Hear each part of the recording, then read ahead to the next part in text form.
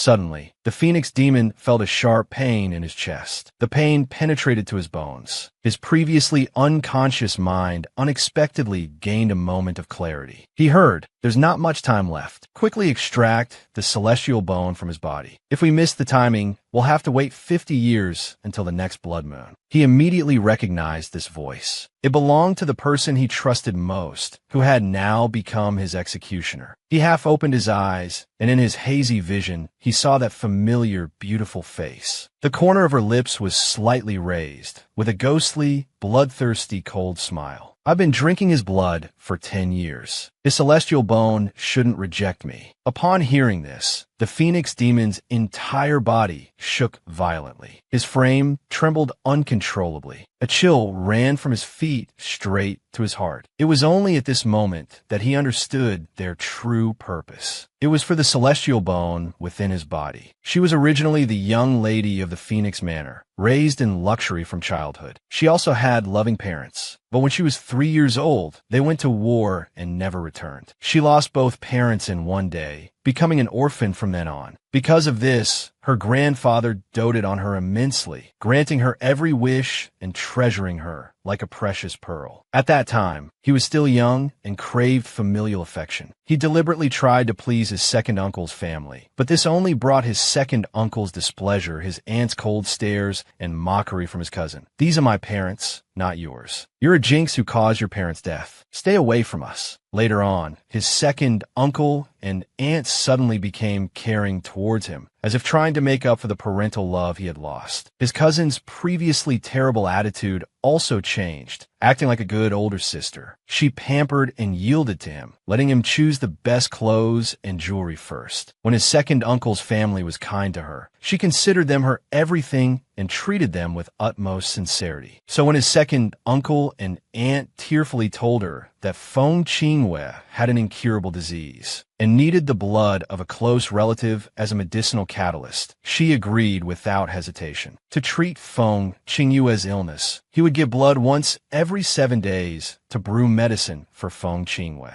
After 10 years, his body had become so weak and frail, depleted of both qi and blood. It turned out that all of this had been premeditated by them, only because at the age of 6, he was found to have been born with a celestial bone. But because he couldn't cultivate, the celestial bone had become useless. In the dark dungeon, cold and damp, the Phoenix demon's hands were bound by heavy iron chains. Having not eaten for a long time, he was extremely weak, his consciousness muddled, approaching death. Feng Yuqing kept urging Feng Qingwei to act quickly. He had to be alive to extract the celestial bone. Once he died, the celestial bone would disappear. The loss of blood made the Phoenix demon's mind even hazier. In his peripheral vision, he saw Feng Qingwei forming hand seals, her hands glowing with a red light. Feng Qingwei slowly raised her left hand. She took out a dagger and cut her right palm. Fresh blood immediately seeped out. She quickly placed her right hand on the Phoenix demon's chest. As their blood mixed and intertwined, a dazzling golden light shone from the Phoenix demon's chest. The golden light illuminated Feng Qingwei's face. Her eyes brimmed with excitement. Her delicate body beneath her robes trembled with excitement. "It's the celestial bone. It's the celestial bone." Feng Yuqing, seeing this, also had an excited expression. He urged eagerly, "Wearer, quickly absorb it into your body." Feng Qingwei nodded excitedly. They saw that dazzling piece of bone slowly emerge from the Phoenix demon's body, entering Feng Qingwei's palm. It traveled along her hand and into her body. Feng Qingwei took a deep breath, unable to suppress the excitement in her eyes. Feng Yuqing was equally excited. "Wearer, quickly activate your star soul power and see." Feng Qingwei nodded excitedly. She formed hand seals, and a white, faint star soul array rose from beneath her feet. In the center was a yellow star pillar. 9 yellow stars flickered on the star pillar, representing her strength as a first-rank 9-star warrior. The yellow star pillar represented the level of her star soul. This delighted Feng Qingwei immensely. The power of the celestial bone is indeed strong. Good, good. Feng Yuqing couldn't contain his excitement. "Wearer, the hope of our Feng family rests on you now." Feng Qingwei withdrew her star soul power and looked at the Phoenix demon, who was now barely breathing and on the brink of death. She chuckled softly, crouching in front of the phoenix demon. Grabbing his hair, she said, "I should thank you, you know. Without your blood nourishing me for 10 years, I wouldn't have been able to merge with your celestial bone." The phoenix demon's eyes were half closed, his gaze cold, glaring at her with hatred. Finally, he fell into complete darkness. Feng Qingyue smirked coldly and said, "Someone throw him into Black Dragon Pool, 50 miles away." In the shadowy forest, two servants carried the phoenix demon's body, complaining as they walked. "The young miss is truly pitiful." As soon as the old master went into seclusion, she met with misfortune. Saying this, they jointly threw the phoenix demon's body into Black Dragon Pool and quickly turned to leave. In the moment of falling, the phoenix demon seemed to return to darkness. The once close relatives were now just passing clouds, not a nightmare. I hate myself for being so naive and foolish. At the bottom of Black Dragon Pool, a flood dragon lay coiled, glancing at the small, thin figure falling. It lazily said, "Too skinny. Eating it wouldn't even be worth a tooth. Might as well throw it to the spiders." Suddenly, a brilliant golden light radiated from that small figure. It was like iron chains firmly locking the flood dragon, causing it to struggle constantly in the pool. Just then, the phoenix demon suddenly awoke and sat up. "Where is this place?" Memories instantly flooded back. He had been tricked by his second uncle's family, and they had cruelly extracted his celestial bone. Is this the afterlife? He looked at his own body. The wound on my chest is gone. There was a loud thud as the weakly spiraling flood dragon fell heavily in front of the phoenix demon. "Oh my!" The phoenix demon retreated in fright. "What is this thing?" The flood dragon asked in a low voice. "Are you that female corpse? Did you drag me here?" The flood dragon still couldn't move. It instantly transformed into human form and introduced itself. "I'm the black dragon of this pool, named Ziyuan. Who are you?" The phoenix demon, frightened by what had just happened, curled up there, still not having reacted. Then, seeing his posture, rushed over in 2 quick steps. He pressed directly against the phoenix demon's forehead, almost kissing him. Startled, the phoenix demon pushed Ziyuan away. "What are you trying to do?" "Hee, your name is Feng Yao, and you're the young lady of a wealthy family." Feng Yao touched his forehead. "You can read my memories?" Ziyuan chuckled. "You were deceived for 10 years, had your celestial bone extracted, and were dumped in this black pool. You're really foolish and pitiful. Go ahead and laugh at yourself. You and I are both lost souls in this pool." "What lost souls? You think you're dead? You're still alive. This isn't the netherworld. The reason you're lying here is that your body still has a breath of life left." Feng Yao was shocked. He was still alive? Thinking about his current situation, he wasn't far from death's door. Ziyuan said, "You want revenge. You're unwilling to accept this, so you're holding on to that last breath." Feng Yao looked at Ziyuan. "So what? My celestial bone is gone." Ziyuan was silent for a moment, then said, "You've lost your celestial bone, but you still have the celestial root. It's the power of this root that pulled me to you. Your second uncle's family is truly short-sighted." Feng Yao asked, puzzled, "What does that mean?" "It means that if you strengthen yourself through training, a new celestial bone will grow from the root, even stronger than before." Feng Yao lowered his head and sighed. "Even if I survive this ordeal, I don't know how to train." Ziyuan extended a helping hand and said, "You don't know, but I do." Feng Yao fell into deep thought. Who can I trust now? At this moment, Ziyuan knelt on one knee. "As long as we cooperate, I can definitely lend you a hand." Feng Yao looked at Ziyuan. He remembered his sister was like this back then. He instantly turned away, losing interest.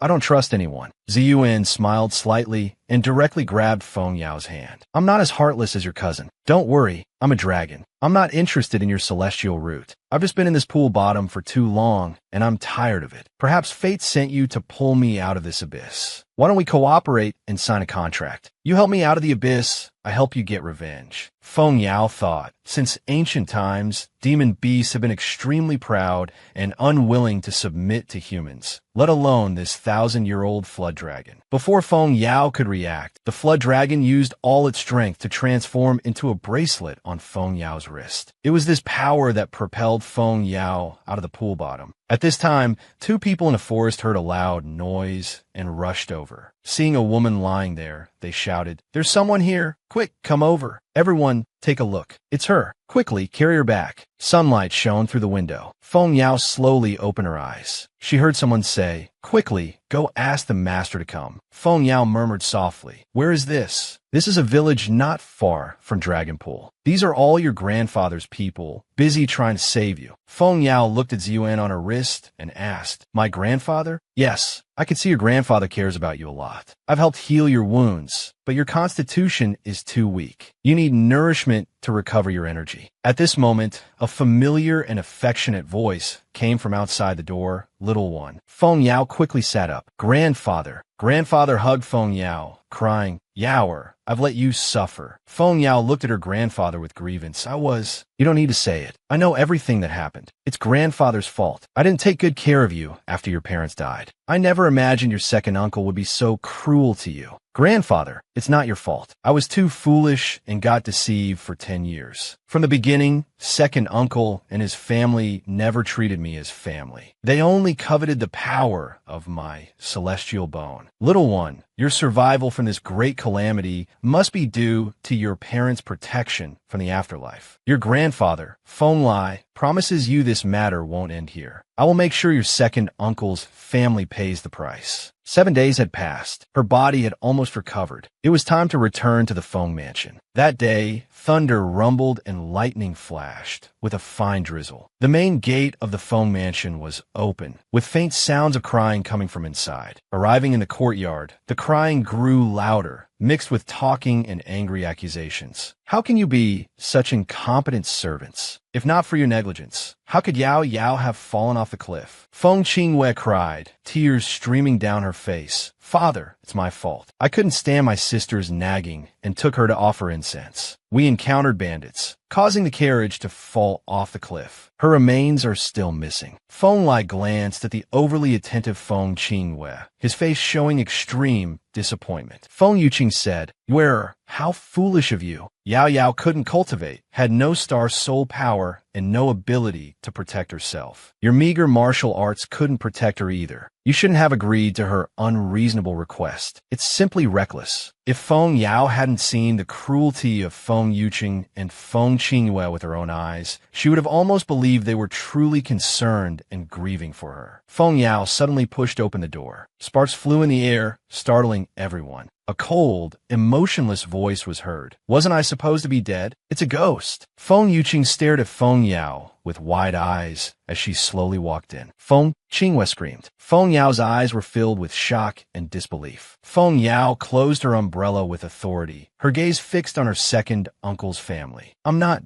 dead yet, and you're already burning paper money for me here. Feng Yuqing was startled. Wasn't she dead? Her celestial bone was removed, and she was thrown into the black dragon pool. With such severe injuries, how is she fine now? After the shock, Feng Yuqing came to his senses. He nudged Feng Qingwei, who also snapped out of her shock and bewilderment. She rushed towards Feng Yao, starting to act out a scene of sisterly affection. Sister, is it really you? Where have you been all these days? We've been looking for you everywhere, but couldn't find you. We thought you were dead. She cried as if she were a real sister. Feng Yao was at a loss, not knowing how to react to this performance. Yao Yao, is it really you? Feng Lai walked over with trembling steps. As he walked, Feng Yuqing went forward to support Feng Lai. Father, don't get too excited. Just as Feng Yao was looking at her grandfather with concern, suddenly, Feng Qingwei hugged Feng Yao tighter. She whispered in Feng Yao's ear, threatening, You'd better not say anything rash. You know my current strength. Then, with tears in her eyes, she said, Sister, where have you been these past few days? We found the carriage at the bottom of the cliff, but you were nowhere to be seen. Did someone save you? This display of sisterly affection infuriated Ziyuan. If his powers weren't sealed, he would have dealt with this drama queen immediately. Such good acting. Feng Yao lowered her head, sighed, and said, I don't remember. She recalled her grandfather's instructions in the village, telling her to return to the Feng mansion immediately after resting for a few days when her body was fine. Grandfather had already calculated that her second uncle's family would surely have prepared a set of excuses. After returning, no matter what they said or how they acted, she should just go along with it. She should pretend not to remember their mistreatment of her. For now, we, an old man and a young girl, can't openly confront them. We can only inconvenience you for now. Thinking of this, she replied, I only remember having a nightmare. When I woke up, I was in a forest. My mind was confused. I just knew I walked for a long time before finally reaching home.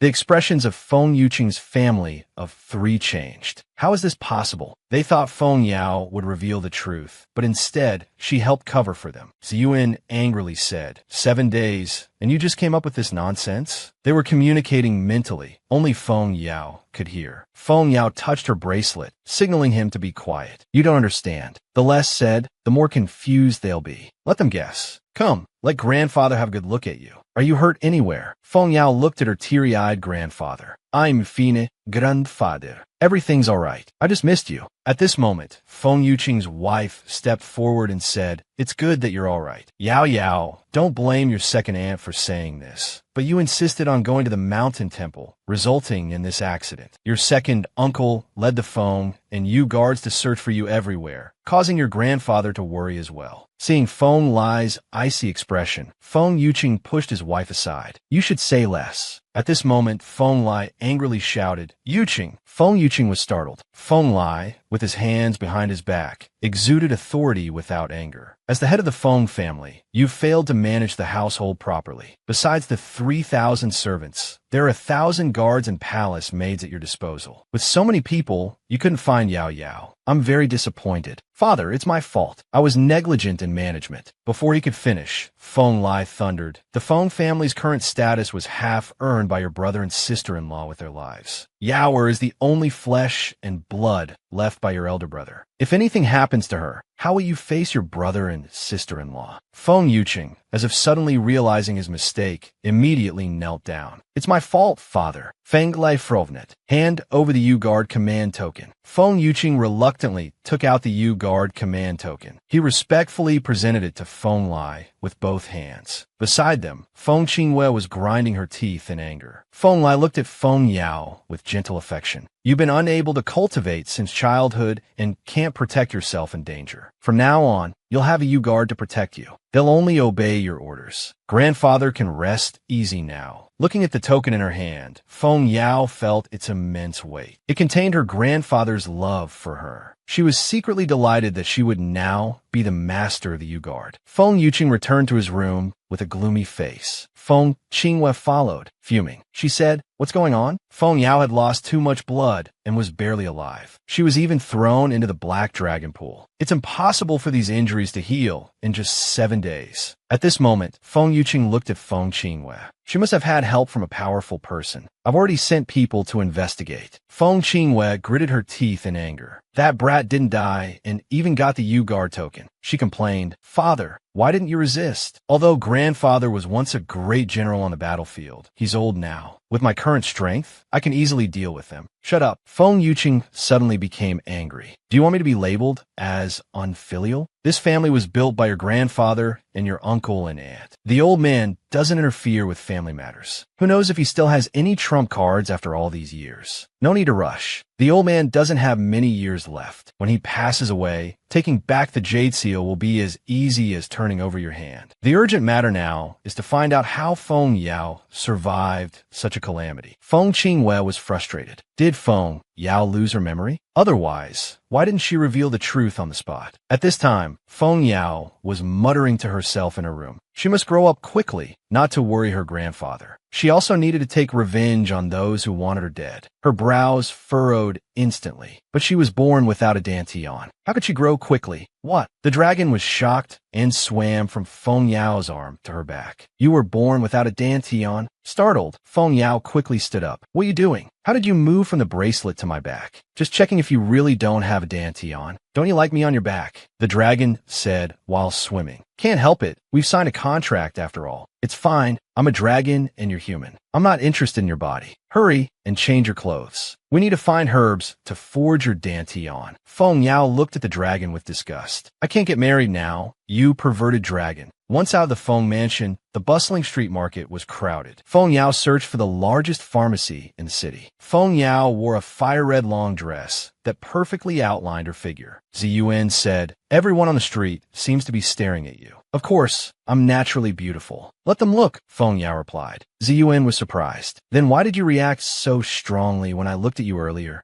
Feng Yao became emotional and fiercely said, "That's different." She angrily strode forward. "Hey, don't you have a guard token? Why didn't you bring some guards?" Feng Yao calmly said in a low voice, "The fewer people who know about buying medicine, the better. We're not sure if they're loyal to me yet." Suddenly, a black shadow crashed down from above. Feng Yao quickly dodged. With a crisp sound, a teapot shattered into pieces in front of her. Feng Yao's face darkened. She looked up and heard a mocking voice from the elegant pavilion by the window. The voice calling ninth uncle had no respect at all. "Drinking tea alone is so lonely. Why don't I, your nephew, keep you company? How could that pot of Longjing tea suit your taste? That's what common people drink, bitter and astringent. You should drink freshly drawn well water instead. Please enjoy." Ji Zian picked up the cup and continued to tease. "Ninth uncle, please drink your water." At this moment, Feng Yao, fuming with anger, rushed to the second floor looking for revenge. Feng Yang stepped forward with a cold smile. "Who's this? Bullying a blind person in broad daylight in a tea house. And it's even his own uncle. The fifth prince is truly scum. Just now, as I was passing by downstairs, the fifth prince nearly killed me by throwing a teapot for no reason. I'm here to seek an explanation from the fifth prince." Zian's face darkened with anger. "You're nothing but a lowly commoner. How dare you demand an explanation from this prince? Get lost."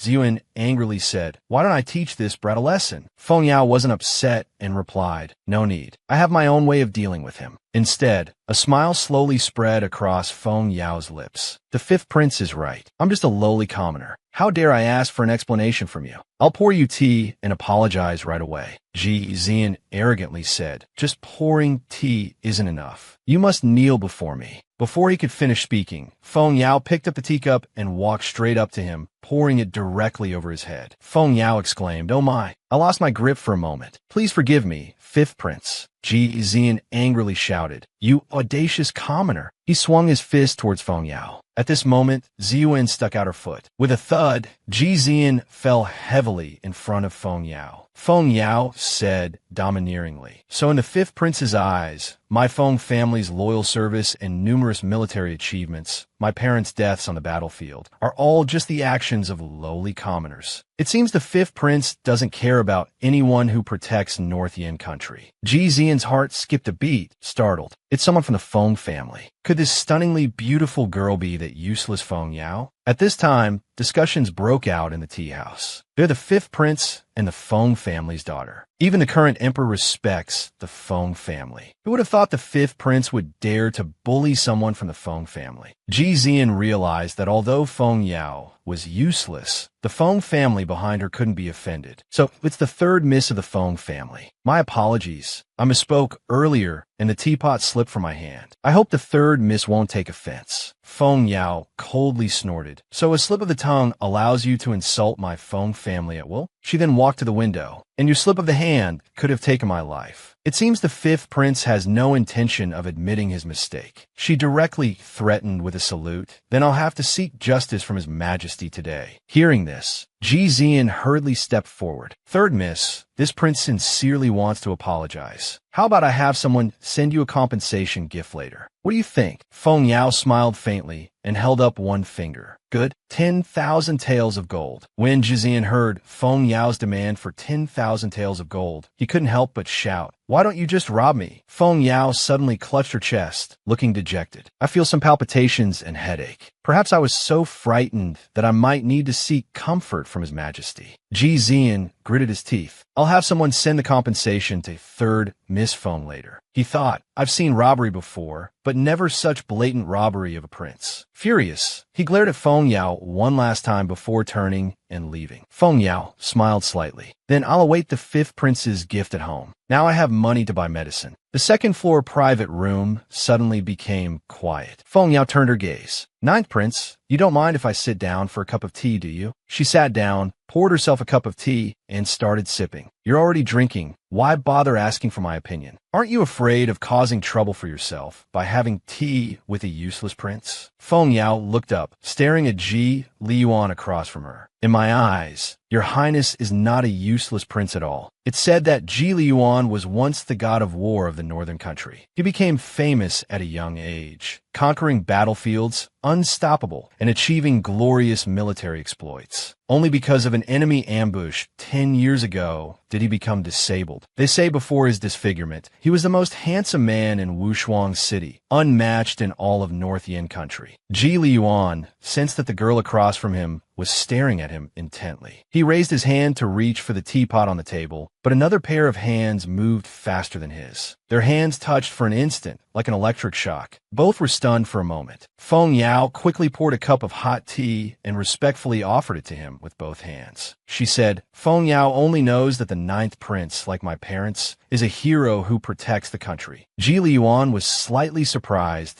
that Feng Yao had taken the initiative to pour tea for him. Since his defeat, those noble ladies in Wushuang City have been avoiding him as much as possible. Ji Liyuan was only stunned for a moment before reaching out to take the hot water offered by the Phoenix Demon. The eunuch said, "Third Miss Feng doesn't go out shopping, but stays to drink tea with me, a useless person. Aren't you afraid it will damage your reputation?" The Phoenix Demon laughed softly. Everyone knows that the Feng family's third miss is a useless person who can't cultivate, who caused the death of both parents, and even brought misfortune upon herself. My eldest brother is seriously ill and can't leave, recuperating at the old mansion in Yang. Ninth Prince, do you still think I have a good reputation? You should be careful drinking tea with me. Ziyuan felt very strange at this moment. The person before him clearly had impaired vision, yet gave him a sense of great strength. He then joked, "Since you two are both so miserable, why don't you just live together?" The Phoenix Demon thought to himself, "What nonsense are you talking about?" Without waiting for Ji Liyue to answer, the Phoenix Demon stood up gracefully. "Ninth Prince, I have some business at the market, so I'll take my leave now." Through the white cloth, Ji Liyue watched the slender, thin figure of the young girl slowly disappear down the stairs. The corners of her lips couldn't help but curl up. Who says the Feng family's third miss is illiterate and useless? Looking at her wit and eloquence, she's not weak at all. Could the Phoenix Demon be the Crown Prince's fiancé? After leaving the tea house, the Phoenix Demon went to the largest pharmacy in the city. Entering the pharmacy, the Phoenix Demon immediately handed over a list of medicinal ingredients. The shop assistant took a look and saw they were all top-grade, rare medicinal herbs. "Miss, please wait a moment while I prepare these herbs for you." Suddenly, the Phoenix Demon was attracted by a pot of purple flowers. The owner said, "Miss, this flower has no name. Half of it has already withered. If you like it, I'll give it to you." The Phoenix Demon said happily, "Thank you, sir." After leaving the pharmacy, Ziyuan asked, "Even the pharmacy owner doesn't know this flower. How do you know about it?" The Phoenix Demon lowered his head and said, "I once saw the purple immortal grass in a medical book I was able to keep. It's an excellent ingredient for refining beauty pills, rare in the world. It's a pity it's almost dead. My parents left me quite a few handwritten medical books, which contain knowledge about medical techniques, pill refining, poison making, and more. Whenever I missed them, I read the books. Now I know them by heart." Ziyuan said sympathetically, "Poor child. From now on, I'll protect you and make sure you become famous throughout the world." The Phoenix Demon looked disgusted. "You're too close." "I'm not a child anymore," Ziyuan mocked. "Your combat power is almost zero, not much different from a child. Come with me to rebuild your Dantian and become stronger. Let's see if you'll still laugh at me then." The Phoenix Demon decided to go to the black market after dark to see if he could buy some live fire. The black market was crowded with people coming and going, a mix of all sorts, filled with various strange smells. This was the Phoenix Demon's first time at the black market. He had specially changed into men's clothing, feeling a bit nervous, but also curious. After walking for a while, the Phoenix Demon found an old man with his eyes tightly closed. On the stall in front of him was only a specially made glass bottle containing a purple flame. Under the purple flame, the bottle flickered. The Phoenix Demon heard Xian's voice in his mind. "It's the beast fire of a ninth-grade purple golden fox. Using it to create a dantian would make you tens of times stronger than ordinary people. The phoenix demon approached and asked the old man, "How much for this purple golden spirit fox's beast fire? Not for sale." The old man opened his eyes upon hearing this, glancing indifferently at the phoenix demon. "If you want it, trade it for a heart-protecting pill." The phoenix demon was stunned. The heart-protecting pill was extremely rare even in Wushuang City. Only the Imperial Palace and the Medicine Pavilion had a first-grade pill master who could refine this pill. The phoenix demon was thinking about whether he could persuade him to trade for other valuable pills. Just then, a clear female voice rang out, carrying a hint of arrogance. "I'll take this fire." The phoenix demon looked up, his eyebrows slightly furrowing under his mask. It was actually Feng Qinghue. Even His Highness the Crown Prince, Ji Zijuan, was there. "Crown Prince brother, what are you looking at?" The Crown Prince said puzzledly. "That person's eyes look a bit like Feng Yao's. I haven't gone to see her since her accident." At this moment,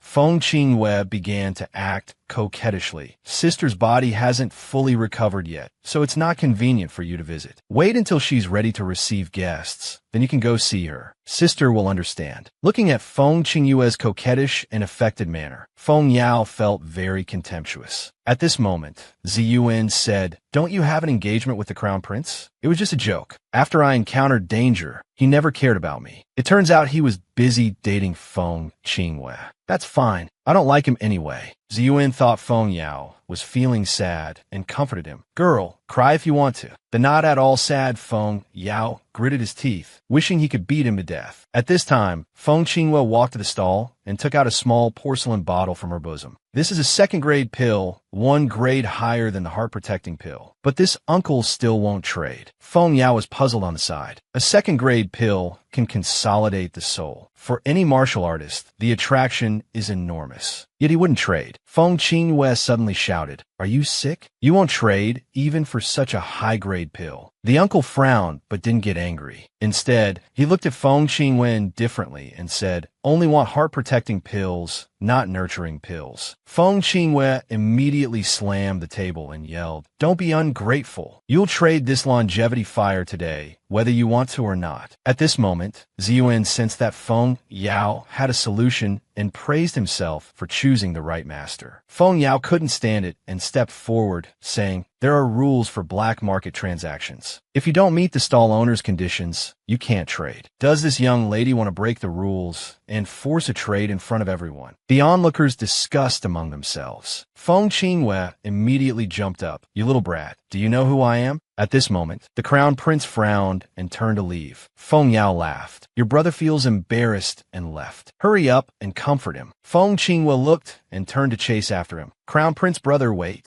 You was a bit hasty just now, but I really need this longevity fire urgently." At this time, people dispersed. Feng Yao walked to the front of the stall and asked, "You refuse this valuable pill and only want the heart-protecting pill. I suppose it's to save someone, right?" Feng Yao said, "That patient's condition must be very critical. Even doctors can't save them. But you don't know, even with the heart-protecting pill, it will only prolong life for 3 months at most. Uncle, rather than using the heart-protecting pill, why don't you let me try? Perhaps I can cure the patient." The man had a good impression of Feng Yao, feeling that this young brother was gentle and humble in character. He then took Feng Yao to his mother's residence. On the bed lay a woman, about 50 years old. Her temples were graying, her face was sallow, and wrinkles filled her forehead and corners of her eyes. Her eyes were tightly closed, and her breath was extremely weak. If not looked at closely, one might think she had already passed away. Feng Yao stepped forward, took the woman's hand, and checked her pulse. "Your mother's body has been damaged due to years of hard work, coupled with a serious illness. Additionally, a severe illness." As he spoke, he took out the medical notes he could leave for him and prepared to apply acupuncture. "Your mother's internal organs have failed. If not treated, I'm afraid she won't live past." He began to apply acupuncture to the woman, inserting silver needles into 8 major acupoints of the 8 meridians. The man watched Feng Yao's technique and became increasingly shocked. This seemed to be the lost Chinquan Bagua needle technique, a needle method passed down from Wanhua Valley. Could he be a descendant of Xingyi Valley? Weren't they said to have been wiped out? At this moment, the woman slowly opened her eyes. Feng Yao secretly breathed a sigh of relief. The woman's face was no longer shrouded in the aura of death, and her breathing had gradually stabilized. He then stood up, looking exhausted. The man grabbed his mother's hand and knelt before her, crying emotionally, "Mother, you've finally woken up. I was so worried about you,"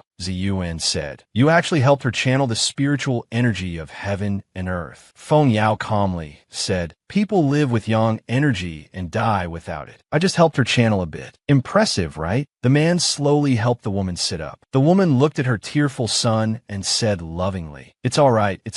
Mother is awake now, isn't she?" Seeing that the woman was out of danger, Feng Yao took the longevity fire and walked to the door, saying, "Let your mother rest well. Remember not to let her overwork herself." The imperial palace was decorated in a truly splendid manner. If it weren't for the invitation stating that all female relatives must attend, I really wouldn't want to attend Zijuan's birthday banquet. Feng Yao took advantage of the palace banquet, not yet fully starting to take a walk in the nearby imperial garden. Ziyuan complained, "This crown prince's birthday feast doesn't have anything to my taste." Feng Yao said softly, "Are you a dragon? You won't have an appetite for these things." Suddenly, a gentle and clear male voice sounded behind Yao Yao, extremely distinct in the quiet night. It was Ji Zijuan's voice. "Oh, speak of the devil." Feng Yao turned around and saw Ji Zijuan in exquisite robes behind her, truly exuding nobility. Feng Yao first steadied herself, then asked, "May I know what the crown prince needs from me?" Ji Zijuan stepped forward, his brows full of tenderness, and said, "Yao Yao, what have you been doing lately? Why haven't I seen you for so long? Are you still angry with me?" Feng Yao calmly replied, "I was recuperating at home. If your highness has no other business, I'll take my leave." As Feng Yao turned to leave, Ji Zijuan instantly grabbed her wrist. "Yao Yao, what have I done wrong? Why do you dislike me so much and distance yourself from me?" Feng Yao laughed heartily. "Your highness has done nothing wrong. It's just that Feng Yao has realized the gap between us. That's all." Ji Zijuan looked at her with sorrowful eyes. "Do you have to be like this? Rest assured, although I can't make you the crown princess, I will take you as a side consort. I'll give you the same etiquette as the crown princess and love you as before. But I absolutely won't break off our engagement." Feng Yao yanked her hand away from Ji Zijuan, smirking, "Your highness need not trouble yourself so." She then untied the jade pendant from her waist and stuffed it into his hand. "This doesn't belong to me. It's time I returned it to you." Ignoring Ji Zijuan's expression, she turned and left. Watching Feng Yao's figure leave without hesitation, Ji Zijuan's brows furrowed deeper. He had promised her the highest honor. Why was she still unsatisfied? Feng Qinghue had come looking for Ji Zijuan, but unexpectedly overheard their conversation, her eyes full of hatred. "You're just a useless person. Why does the crown prince only have you in his heart?" At this moment,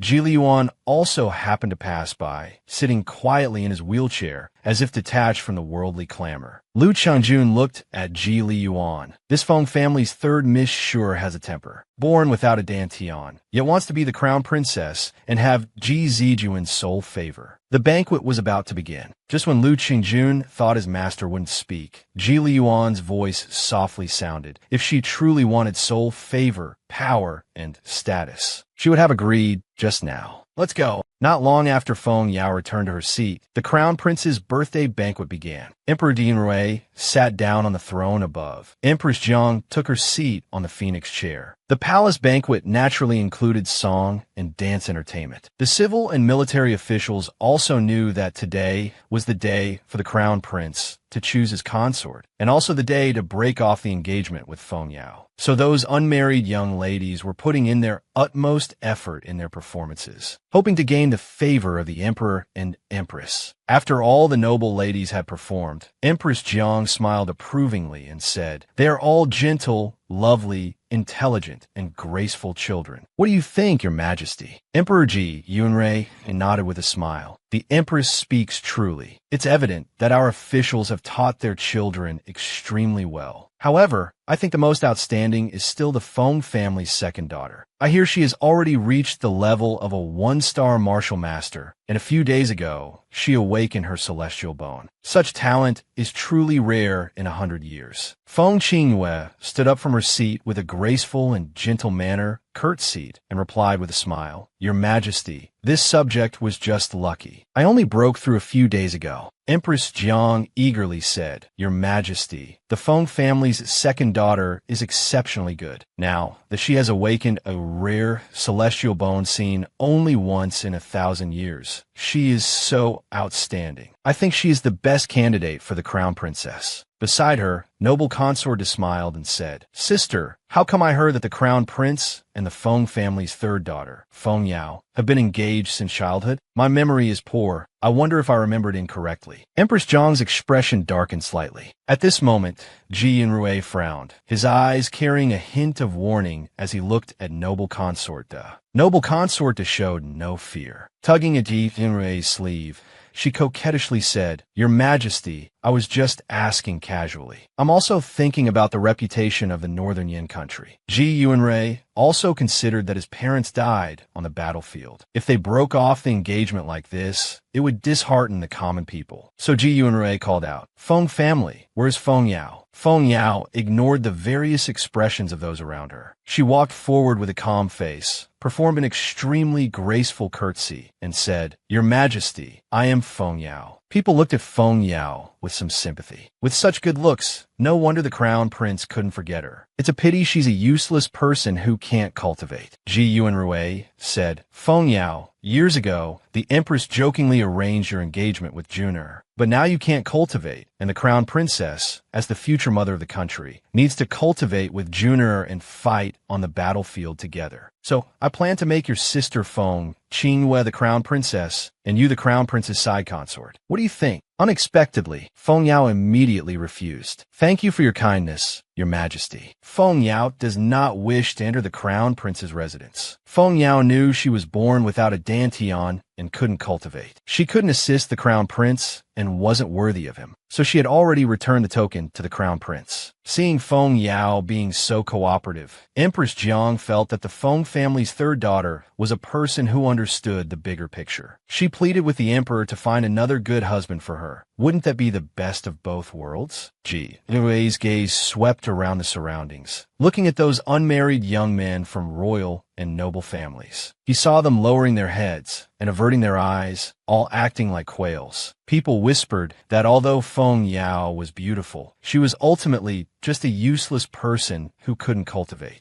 She had been engaged to the crown prince, and the way the crown prince looked at her seemed to suggest lingering feelings. Who would dare to compete with the crown prince for a woman? They might die without even knowing how they died. Feng Qingyue, seeing that no one dared to marry her, felt very displeased. Suddenly, her gaze shifted and fell on Ji Liyuan, who was sitting in a wheelchair to the side. She immediately knelt down in front of the throne. With a graceful bow, she said, "Your Majesty, I have a suggestion. The ninth prince once fought on the battlefield for the Northern Yin country, risking his life. Now he remains unmarried, past the suitable age for marriage. Why don't your Majesty arrange for my sister to marry the ninth prince? It would make for a beautiful story." Ji Yunrui narrowed his eyes, looking at Ji Liyuan in the wheelchair, his eyes showing a thoughtful expression. Ji Liyuan calmly replied, "This brother is a useless person. What qualifications do I have to take a wife and have children?" Feng Yao, seeing the situation, smoothly responded without being asked for her opinion. This marriage couldn't be avoided now. Feng Yao simply said, "The ninth prince was injured for the people of Northern Yin. Why wouldn't he be qualified? It would be my fortune to marry the ninth prince." This worried Ziyuan greatly. "Are you serious?" Empress Jiang said, "Your Majesty, it seems our Northern Yin country is about to have double happiness." Seeing that both Ji Liyuan and Feng Yao had agreed, Ji Yunrui smiled and said, "In that case, let's arrange the wedding banquet for ninth brother and Juner on the same day." Ji Liyuan's expression remained calm as he turned his head towards Feng Yao's direction. A trace of surprise flashed through his mind. Feng Yao's quick agreement was somewhat unexpected to him. Back in Chaofeng Pavilion, Feng Yao had the guard Suge keep watch in the courtyard, not allowing anyone to enter. Feng Yao absorbed the beast fire into her body, storing it in her dantian. soaking in a medicinal bath, all to better suppress this sacred fire. Ziyuan, seeing Feng Yao's pained expression, felt heartbroken. The flames have entered your body. It will feel like you're being torn in half. You must endure this pain, otherwise you'll be burned to ashes by the flames' backlash. Feng Yao clenched her teeth tightly, but she couldn't help shaking from the pain. Seeing Feng Yao's body temperature rise again, the water in the bathtub had already started to boil. It seemed the only option was to transfer Star's soul power to her. This made Ziyuan conflicted. Transferring Star's soul power required palm-to-palm contact and being in the same bathtub. Watching her endure such intense torture, which was like hell's torment, he couldn't help but feel sorry for his master. Fine, although I'm a well-behaved, good dragon who never misbehaves, I'll let you take advantage this time. Ziyuan was about to enter the bathtub. Suddenly, voices and the sound of a door being broken down came from outside. Ziyuan was startled and immediately transformed into a miniature snake, lying motionless in the corner. What? The Phoenix demon swallowed beast fire and locked herself in the room for 7 days? Why didn't you tell me earlier? Feng Lai looked at Su Zhe with shock and anger. Su Zhe's cold face showed concern. Master ordered not to let anyone disturb her. Feng Lai pushed open the door. Immediately, a scorching heat hit his face, and he realized the problem. But at this moment, where could he find someone with deep strength who could enter Yao Yao's room? Just as Feng Lai was at his wit's end, Ji Liyuan's voice sounded from behind. Old Master Feng, if you trust this prince, why not let me try? Feng Lai was stunned upon hearing this. He turned to look at Ji Liyuan, pondered for a moment, then nodded in agreement. Then I'll entrust Yao Yao to the 9th prince. The 9th prince is Yao Yao's fiancé.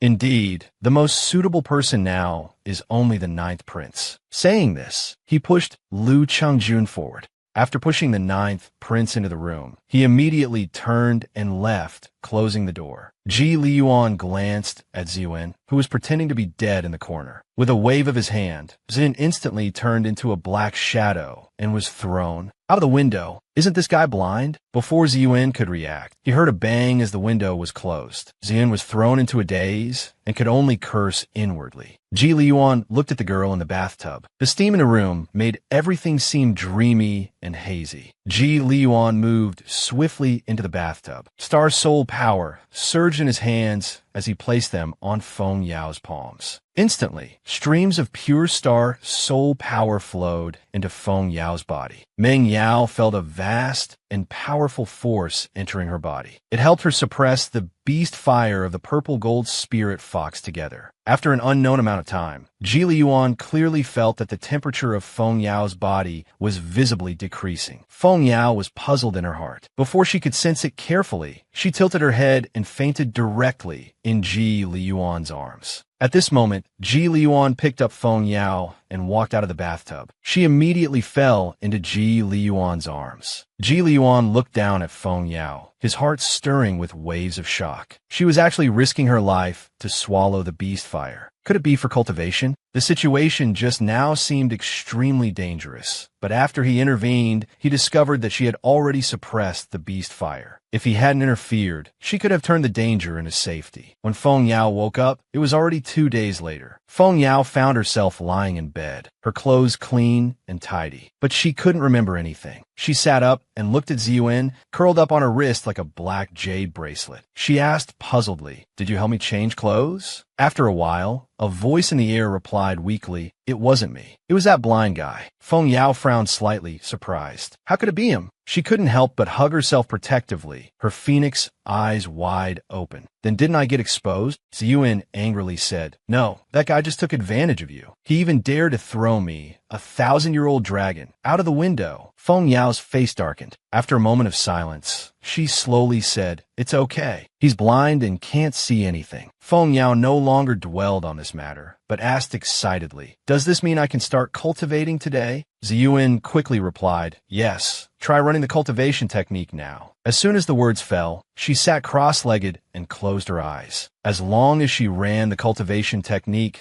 to absorb the star soul power from heaven and earth into her body, a purple gold flame would immediately burst out from her dantian. This scene astonished Ziyuan. Shocked to see a phoenix reborn, bones reconstructed. You possess the phoenix celestial bone, while Feng Qingwei only has an ordinary celestial bone. Legend says phoenixes can be reborn from ashes. Who would have thought the phoenix celestial bone could also be reborn? All the purple gold light in the room disappeared, completely absorbed back into Feng Yao's body. Only then did Feng Yao open her eyes. Feng Yao excitedly said, "With the phoenix celestial bone, my power will progress faster. I'm no longer a useless person without a dantian. It won't be long before I can take revenge." Ziyuan looked at Feng Yao with determination in her eyes. "Hurry and awaken your star soul." Feng Yao nodded quickly, following Ziyuan's words obediently. Although Ziyuan was a flood dragon, she had lived for 1,000 years and naturally knew more than Feng Yao. Suppressing the excitement in her heart, Feng Yao closed her eyes again. Following Ziyuan's instructions, she slowly extended her divine sense outside her body, trying to sense the starry sky. Choose the one with the highest compatibility with you. That will be the most suitable star soul for you. Feng Yao's divine sense roamed among the stars, discovering a star with the highest compatibility with herself. That star turned out to be the Phoenix Star Soul, specifically the Fire Phoenix Star Soul. Feng Yao released all of her divine sense, slowly enveloping and surrounding that star, and then completely devouring it. Feng Yao tried hard, attempting dozens of times, failing repeatedly, and continuing again and again. In the deep, boundless starry sky, countless lights surged. That star transformed into the shadow of a fire phoenix, descending from the 9 heavens and flying into Feng Yao's body. Ziyuan excitedly shouted, "Great! Your first awakened star soul is the fire phoenix. Combined with your phoenix celestial bone, you will surely become a martial god that everyone admires and respects in the future." It was the first time Feng Yao had seen Ziyuan so excited. Ziyuan's words touched her deeply. After the excitement subsided, Feng Yao gradually calmed down. She looked at Ziyuan and asked, "Ziyuan, what's your star soul?" Ziyuan said, "We spirit beasts don't have star souls, because we are already in the form of spirit beasts." Feng Yao asked in surprise, "If you've never awakened a star soul, how do you know so much about them?" "Because of my former master." Ziyuan lowered her gaze, her eyelashes hiding a tear in her eyes. Feng Yao reached out and patted Ziyuan's shoulder, comforting her. "From now on, you have me. I will work hard to cultivate and protect you well." Saying this, she hugged Ziyuan tightly. "When I become a martial god, I'll accompany you to find those old fellows who sealed you and help you get revenge." Ziyuan looked up at Feng Yao. The hurt in her eyes instantly disappeared. "It's a promise then." Feng Lai stayed in the library for 2 days. He flipped through many books, all for the sake of Yao Yao, who had no dantian, looking for ways to help her cultivate a dantian. At this moment, he heard "Grandfather." Feng Lai immediately turned around. Seeing Feng Yao unharmed, the tense expression on his face relaxed a bit, but he still looked very stern. Feng Yao walked up with a smile, hugging Feng Lai's arm and acting coquettishly. "Grandfather, I'm sorry for worrying you these past few days. It's Yao Yao's fault." Feng Lai said seriously, "Yao Yao, tell grandfather honestly what happened that day. Do you know how dangerous it was?" Looking at the elderly man who cared for her, Feng Yao said, "Grandfather, have you heard that those born without a dantian can create one?" Hearing this, Feng Lai's face showed shock. "Create a dantian? I once heard your mother mention this. It was too incredible with no known method, so I didn't know if it was true." Feng Yao smiled and said, "Grandfather, during those days I was in seclusion. I was creating a dantian, and I succeeded." Feng Lai exclaimed in surprise. "You created a dantian?" Feng Lai knew that creating a dantian was extremely dangerous. The temperature was terrifyingly high, like entering a furnace. Feng Lai didn't ask Feng Yao how she created the dantian, but instead sat down beside her. He earnestly advised, "You can cultivate for a lifetime. There's no need to announce it yet. After all, the ritual of creating a dantian is too shocking. If this matter gets out, it will surely bring you unnecessary trouble." Feng Yao smiled gently and said, "Grandfather is my closest person. That's why I told you. One is a subordinate my father carefully nurtured. You are the people I trust the most. Besides you, I won't tell anyone else. Grandfather, please don't worry." Fortunately, the 9th prince came to the rescue that day. Otherwise, Grandfather can't even imagine the consequences. Find some free time to go to the ninth prince's mansion to thank him. The Phoenix Demon nodded obediently. I understand, Grandfather. The Phoenix Demon went directly to the ninth prince's mansion. There were only 2 guards at the gate. Passers-by on the street, upon seeing the ninth prince's mansion, avoided it like a fierce beast, staying far away. The Phoenix Demon announced herself at the gate. An old steward with kind eyes appeared, saying, "Oh, it's the 3rd Miss Foam. Please come in. The prince is resting in the courtyard. I'll lead you there." The old steward's enthusiasm surprised the Phoenix Demon. Wasn't the ninth prince's mansion said to be cold and heartless? The vast mansion had no maids, only male servants, and not many at that. The Phoenix Demon followed the old steward into the main courtyard. From afar, she saw a tree in the courtyard. The blooming peach tree was lush and beautiful. The courtyard was bathed in sunlight, with pink petals scattered beneath the tree. A tall, solitary figure sat in a wheelchair, seemingly staring at the peach blossoms in a daze. He couldn't see anything, yet it seemed as if he could see everything. The old steward went forward and softly reported, "Your Highness, the 3rd Miss Foam is here." Ji Liyuan's face showed no extra expression. He just nodded slightly with a calm demeanor. The Phoenix Demon stepped forward. "Thank you for saving me that day." Looking at the ninth prince in the wheelchair, she was very puzzled. Is he lame and blind? How did he manage to rescue her? She only heard, "That day, I happened to pass by the Foam Mansion. I thought about visiting you. Unexpectedly, I encountered you." Before Ji Liyuan could finish speaking, the Phoenix Demon seemed to think of something, and her face suddenly turned slightly red. She quickly said, "You don't need to apologize. You saved my life. I'm here today to repay the favor. However, I don't know how to thank you. How about I take your pulse and check your condition?"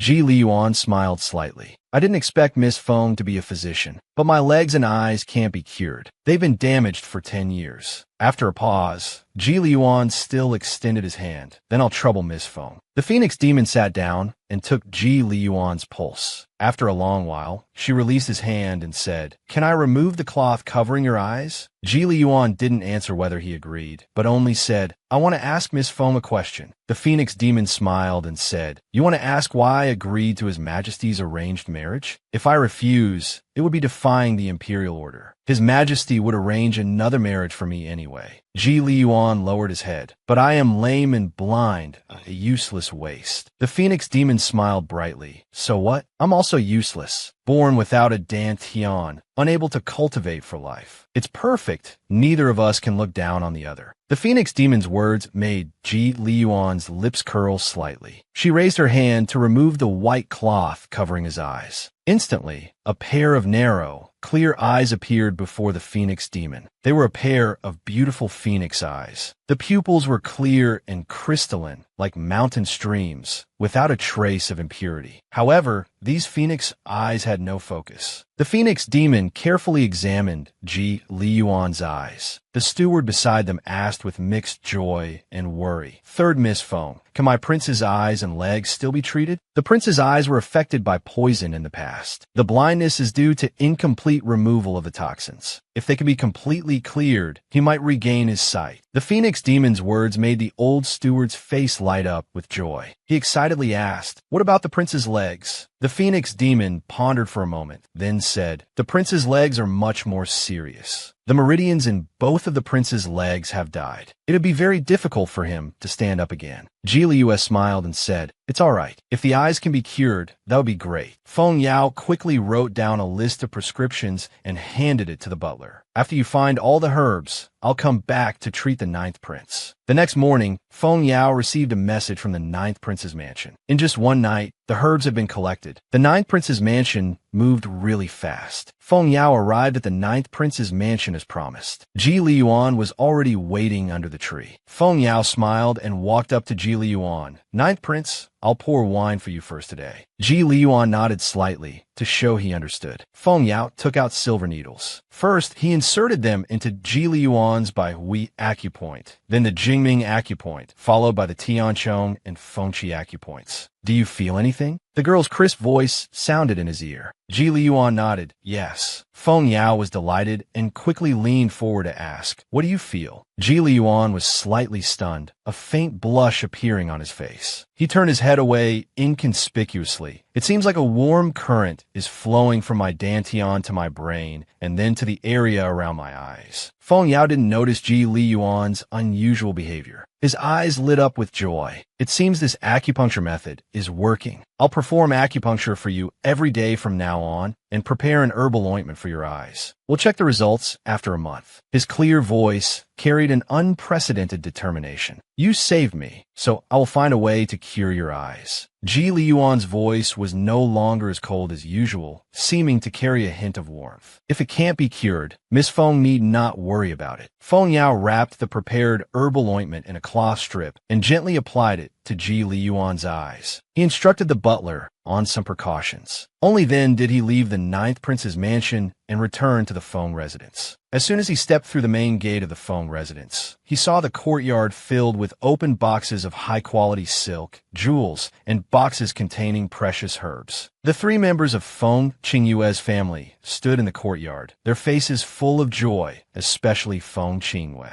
He ran his hand over the exquisite silk and jewels, finally resting on the precious herbs. His eyes were full of delight and pride. He glanced at Feng Yao, who had just entered from outside the mansion, and said haughtily, "It seems the crown prince really values our wearer." He even sent several boxes of herbs, all of the highest quality. However, Feng Yao walked past him as if he didn't see anything.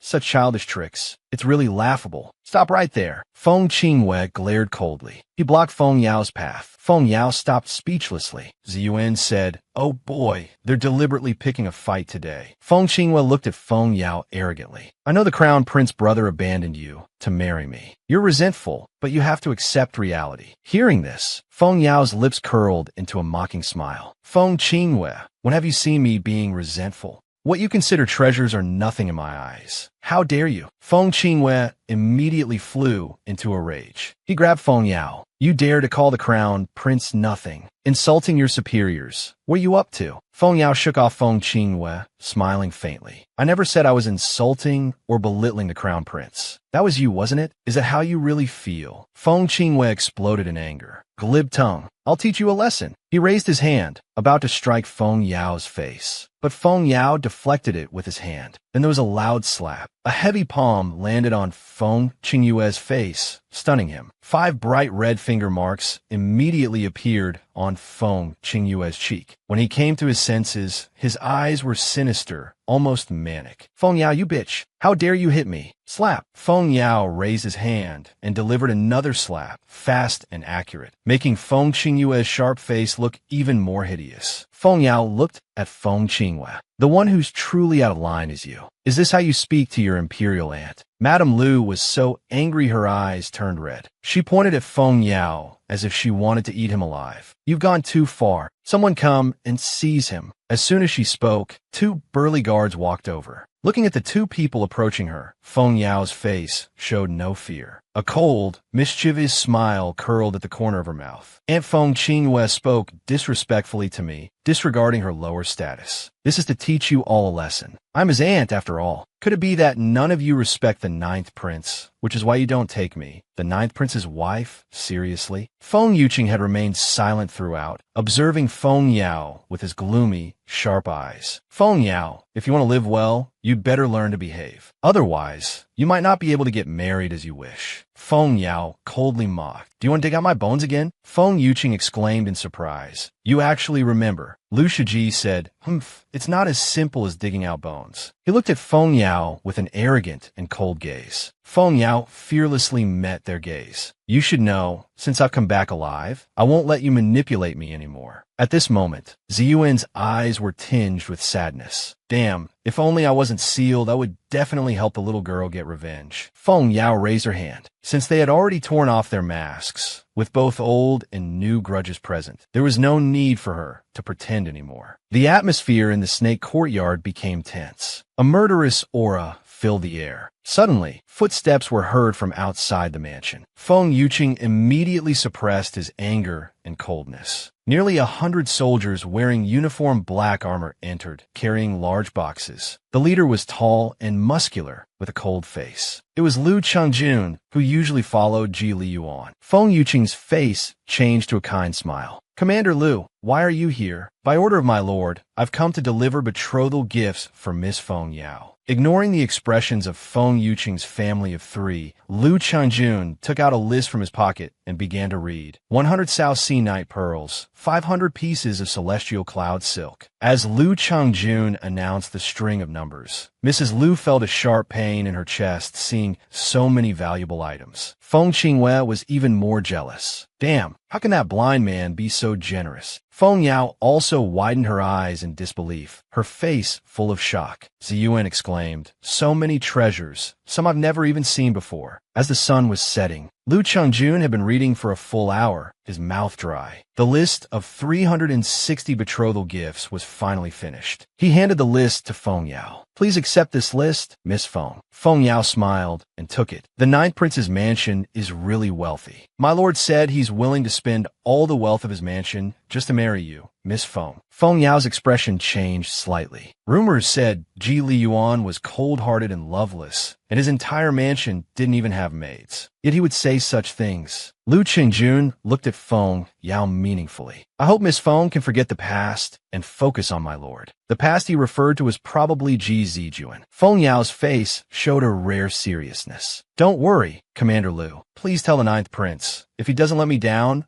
I definitely won't let him down." Lu Qingjun nodded with satisfaction. He said loudly, "Princess, if anyone dares to offend you in the future, just tell me, and I'll teach them a lesson." Feng Yao glanced at Feng Yuqing's 3 family members, whose faces were ashen with suppressed anger. Feeling quite pleased, she smiled and said, "Good. I didn't expect Ji Liyuan to be so generous.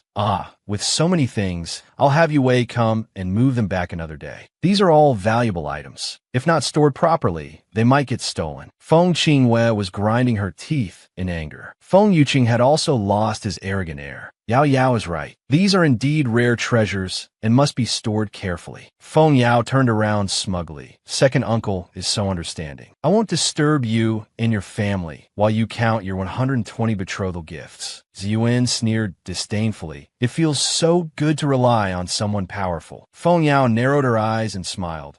You're the dog." A few days after his death, Feng Yao gave acupuncture and applied medicine to Ji Liyuan every day. But his eyes still couldn't see anything except for hot flashes. Feng Yao kept searching through medical books and ancient texts. Finally, she found a pill called Yuan Xingdan. If it could be refined, it would cure his eye disease. Seeing his furrowed brow, Li Yuan's thin lips curled into a faint smile. "If it can't be cured, then so be it. I've been smiling for 10 years. I'm used to it by now." Feng Yao looked at the cloth, covering his eyes. "Ninth Prince, you are the god of war of Northern Yen. You protected the people of Northern Yen. Even if you failed 10 years ago, it wasn't just your fault. You shouldn't blame yourself anymore." At this moment, the young girl's words were like a stone thrown into a lake, creating ripples in Ji Liyuan's heart. Feng Yao looked at his cold and handsome face and said seriously, "I said I would cure you, and I definitely will." This was the first time since he became crippled and blind that someone cared about his eyes, cared about his feelings. It even moved the old butler to tears. Although the princess consort cannot cultivate, she is indeed a good person. Feng Yao suddenly turned and walked in front of Lu Changjun, asking, "Is there a spare courtyard? I want to try refining medicine."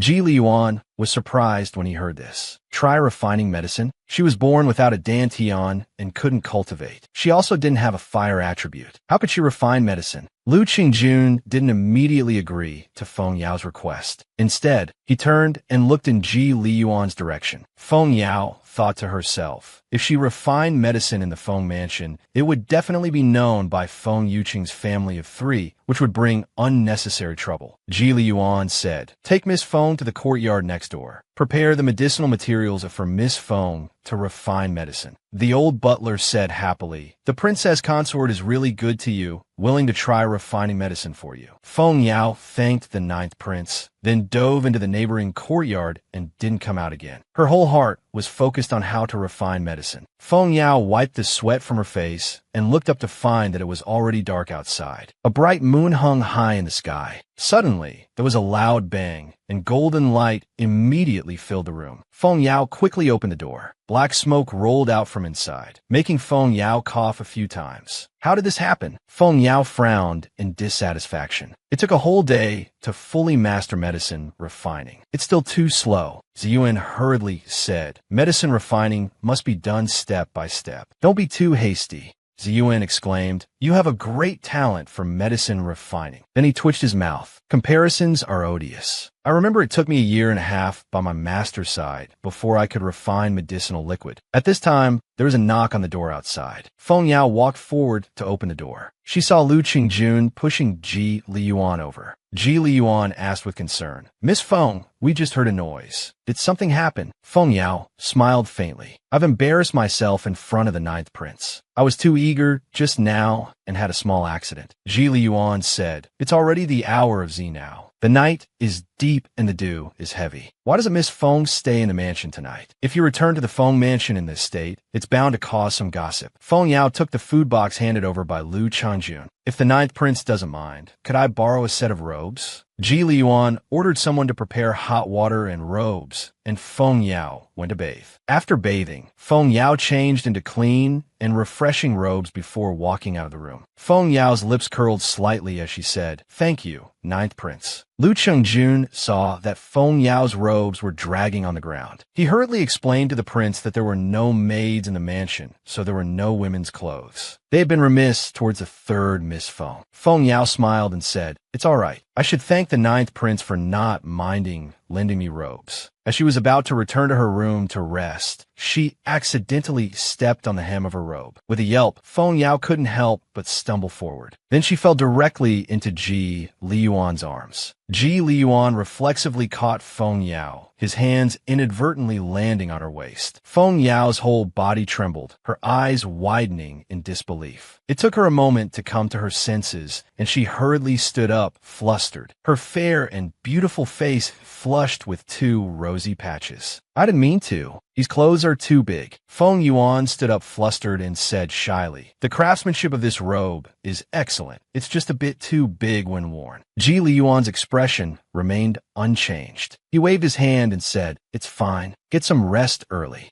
With that, he had Lu Qingjun escort Miss Feng 3 to the guest room. The vast prince's mansion was so quiet one could hear their own heartbeat. At first, only a bright moon hung high in the night sky, looking particularly lonely. At this moment, Lu Qingjun turned and said, Miss Feng 3, the ninth prince heard that you were inquiring about purchasing spirit tea at the shops yesterday. As it happens, the ninth prince obtained a jar by chance years ago. He has already sent someone to deliver it to your guest room. Upon hearing this, Feng Yao smiled so widely she couldn't close her mouth. Then many thanks to the ninth prince. Ziyuan exclaimed in surprise. It seems this blind guy is quite pleased with you. The next morning, the room looked particularly radiant under the sunlight. Feng Yao was lazily getting out of bed, stretching and yawning. Suddenly, she heard someone say, Princess Consort, you're awake, startling Feng Yao into full alertness, her pupils dilating as she looked at them. Princess Consort, this servant is Chuntao, who just arrived at the prince's mansion today. Then another girl introduced herself. This servant is Chuanxing, who also just arrived at the prince's mansion today. They smiled and said, the prince instructed us to come and assist the princess consort in getting up and changing. Please come this way, Princess Consort. Feng Yao was momentarily confused and simply walked over. A flash of surprise quickly passed through Feng Yao's eyes, gradually turning into amusement. Each set of clothes was exquisite with matching accessories. Ziyuan slithered down from Feng Yao's wrist and said leisurely, Tiske, has this guy fallen for you? Feng Yao glared at Ziyuan and said lazily, I'm helping him treat his eyes. He's just repaying me a little. It's just gratitude. Don't overthink it. This young lady is going to change clothes now. You'd better disappear. With a whoosh sound, Feng Yao came out of the room after finishing breakfast. At this moment, Ji Liyuan was enjoying tea in the courtyard. Lu Changjun said, Your Highness, Miss Feng 3 is coming over wearing a white dress. Ji Liyuan smiled and asked, "Did you sleep well last night?" Feng Yao smiled slightly and said, "I slept very well. Thank you for your hospitality, Ninth Prince. I should be heading back now." Ji Liyuan thought for a moment and said, "Let me escort you back." Feng Yao didn't refuse. Lu Qingjun helped Ji Liyuan into the carriage. At this time, Ji Liyuan's voice sounded from the side, with a hint of probing. "There are rumors in town that the Feng family's third miss is timid by nature, cowardly and insecure, unable to cultivate. It seems these rumors are untrue." The corner of Feng Yao's lips curled up into a mischievous arc. The town also spreads rumors that the Ninth Prince Ji Liyue's powers have been crippled, and he can be easily bullied. It seems that can't be trusted either. About the time it takes to drink a cup of tea later, the carriage stopped in front of the Feng mansion. As soon as Feng Yao climbed out of the carriage, she saw two familiar figures standing at the entrance of the Feng mansion. It was Feng Qingwei and Ji Zijuan. The two walked side by side, smiling between their brows. From afar, their gestures and words seemed very intimate. And those two also happened to hear the sound at this moment and stopped, looking towards Feng Yao. When Ji Zijuan saw Feng Yao, his eyes narrowed slightly. He wanted to come forward, but ultimately restrained himself and stood still. Feng Qingwei caught Ji Zijuan's movement in her eyes, and a look of satisfaction appeared on her face. She strode towards Feng Yao and asked with a concerned expression, "Yao, where did you go last night? Why didn't you come back all night?" Feng Qingwei asked this question very loudly. Her face was full of concern and worry. The passers-by in front of the Feng mansion, as well as the guards, Ji Zijuan, and others, all changed their expressions upon hearing this. They all looked at Feng Yao with shock and surprise, discussing among themselves. A woman not returning home at night, staying out overnight. This woman is so shameless. Not yet married and already gallivanting about. Feng Qingwei looked at the carriage behind Feng Yao, her brows slightly furrowed. Yao, whose carriage is this? You're now engaged to the Ninth Prince. You can't act recklessly. The fact that you didn't return all night yesterday. Don't let the Ninth Prince know about it. Otherwise, if the Wine Prince misunderstands, he might think you're unfaithful. As he said this, he suddenly covered his mouth with a terrified expression, looking around fearfully at the growing crowd of onlookers. Feng Yao sneered. Feng Qingwei, your acting skills are getting better and better. Aren't these people gathered here because of your exaggerated reactions? Li Zijuan couldn't stand it anymore. He walked up, glanced at Feng Yao, then turned to look at Feng Qingwei with a warning in his eyes. You shouldn't speak carelessly. Yao is your sister. Crown Prince brother, I know you're worried about Feng Yao. Feng Qingwei's face showed even more concern. But now that he's done such a thing, if we continue to hide it, we'll be harming him. His expression was conflicted, as if he had made a major decision. He spoke loudly. Last night, I saw Yao sneak out of the mansion with a strange man in the middle of the night. As soon as these words were spoken, the onlookers all showed surprised expressions. Feng Qingwei, to slander me, you don't even need to think before you lie? Oh, I must have been seeing things. How can my sister do something to betray the Ninth Prince? This is a marriage arranged by His Majesty himself. A hint of mockery appeared in Feng Yao's eyes. Then tell me, what did that strange man look like? Feng Qingwei looked at the carriage. It had no markings. He bit his lip. He stammered, "It was too dark last night. I only saw a silhouette. You left with a man." Feng Qingwei's firm tone made Ji Zijuan trust him a bit more. He looked at Feng Yao with surprise and asked coldly, "Is what you said all true?" Feng Yao looked up, staring coldly at Ji Zijuan. The corner of her lips curled into a reckless, charming sneer. Ji Zijuan, we grew up together as childhood friends, but you've never trusted me. Hearing this, Ji Zijuan hurriedly explained, Yao, that's not what I meant. Feng Yao didn't give Ji Zijuan a chance to speak. Her eyes were cold as ice, like sharp swords, staring coldly at Feng Qingwei. The sneer on her lips was like ice that wouldn't melt for 10,000 years. Your trust means nothing to me. At this moment, a man's light laughter suddenly came from inside the carriage. That voice was as cold as snow, carrying a hint of ruthless indifference. The next moment, a slender, jade-like hand reached out from inside the carriage and lifted the curtain. In an instant, the edge of a white robe was revealed. Seeing this movement, the onlookers all craned their necks, wanting to see who the strange man Feng Qingwei mentioned was. Second Miss Feng, every time new clothes and jewelry arrive at the mansion, you always get to choose first. Yao hardly has any, so this prince took Yao to select some jewelry and clothes. As Yao's sister, why do you slander her like this? Feng Qingwei lowered her eyes, dark light surging in them. Her face turned from green to red, extremely embarrassed, wishing she could find a hole to crawl into. Night Prince, I'm sorry. I must have seen wrong last night. That woman just looked a bit like Yao Yao. Ji Liyuan's gaze was cold and icy. I'm not the one you should apologize to. Feng Qingyue's chest heaved slightly with anger. When she raised her head again, her eyes were filled with tears. She then reluctantly bowed slightly to Feng Yao. Sister, I'm sorry. At this time, Ji Zijuan advised,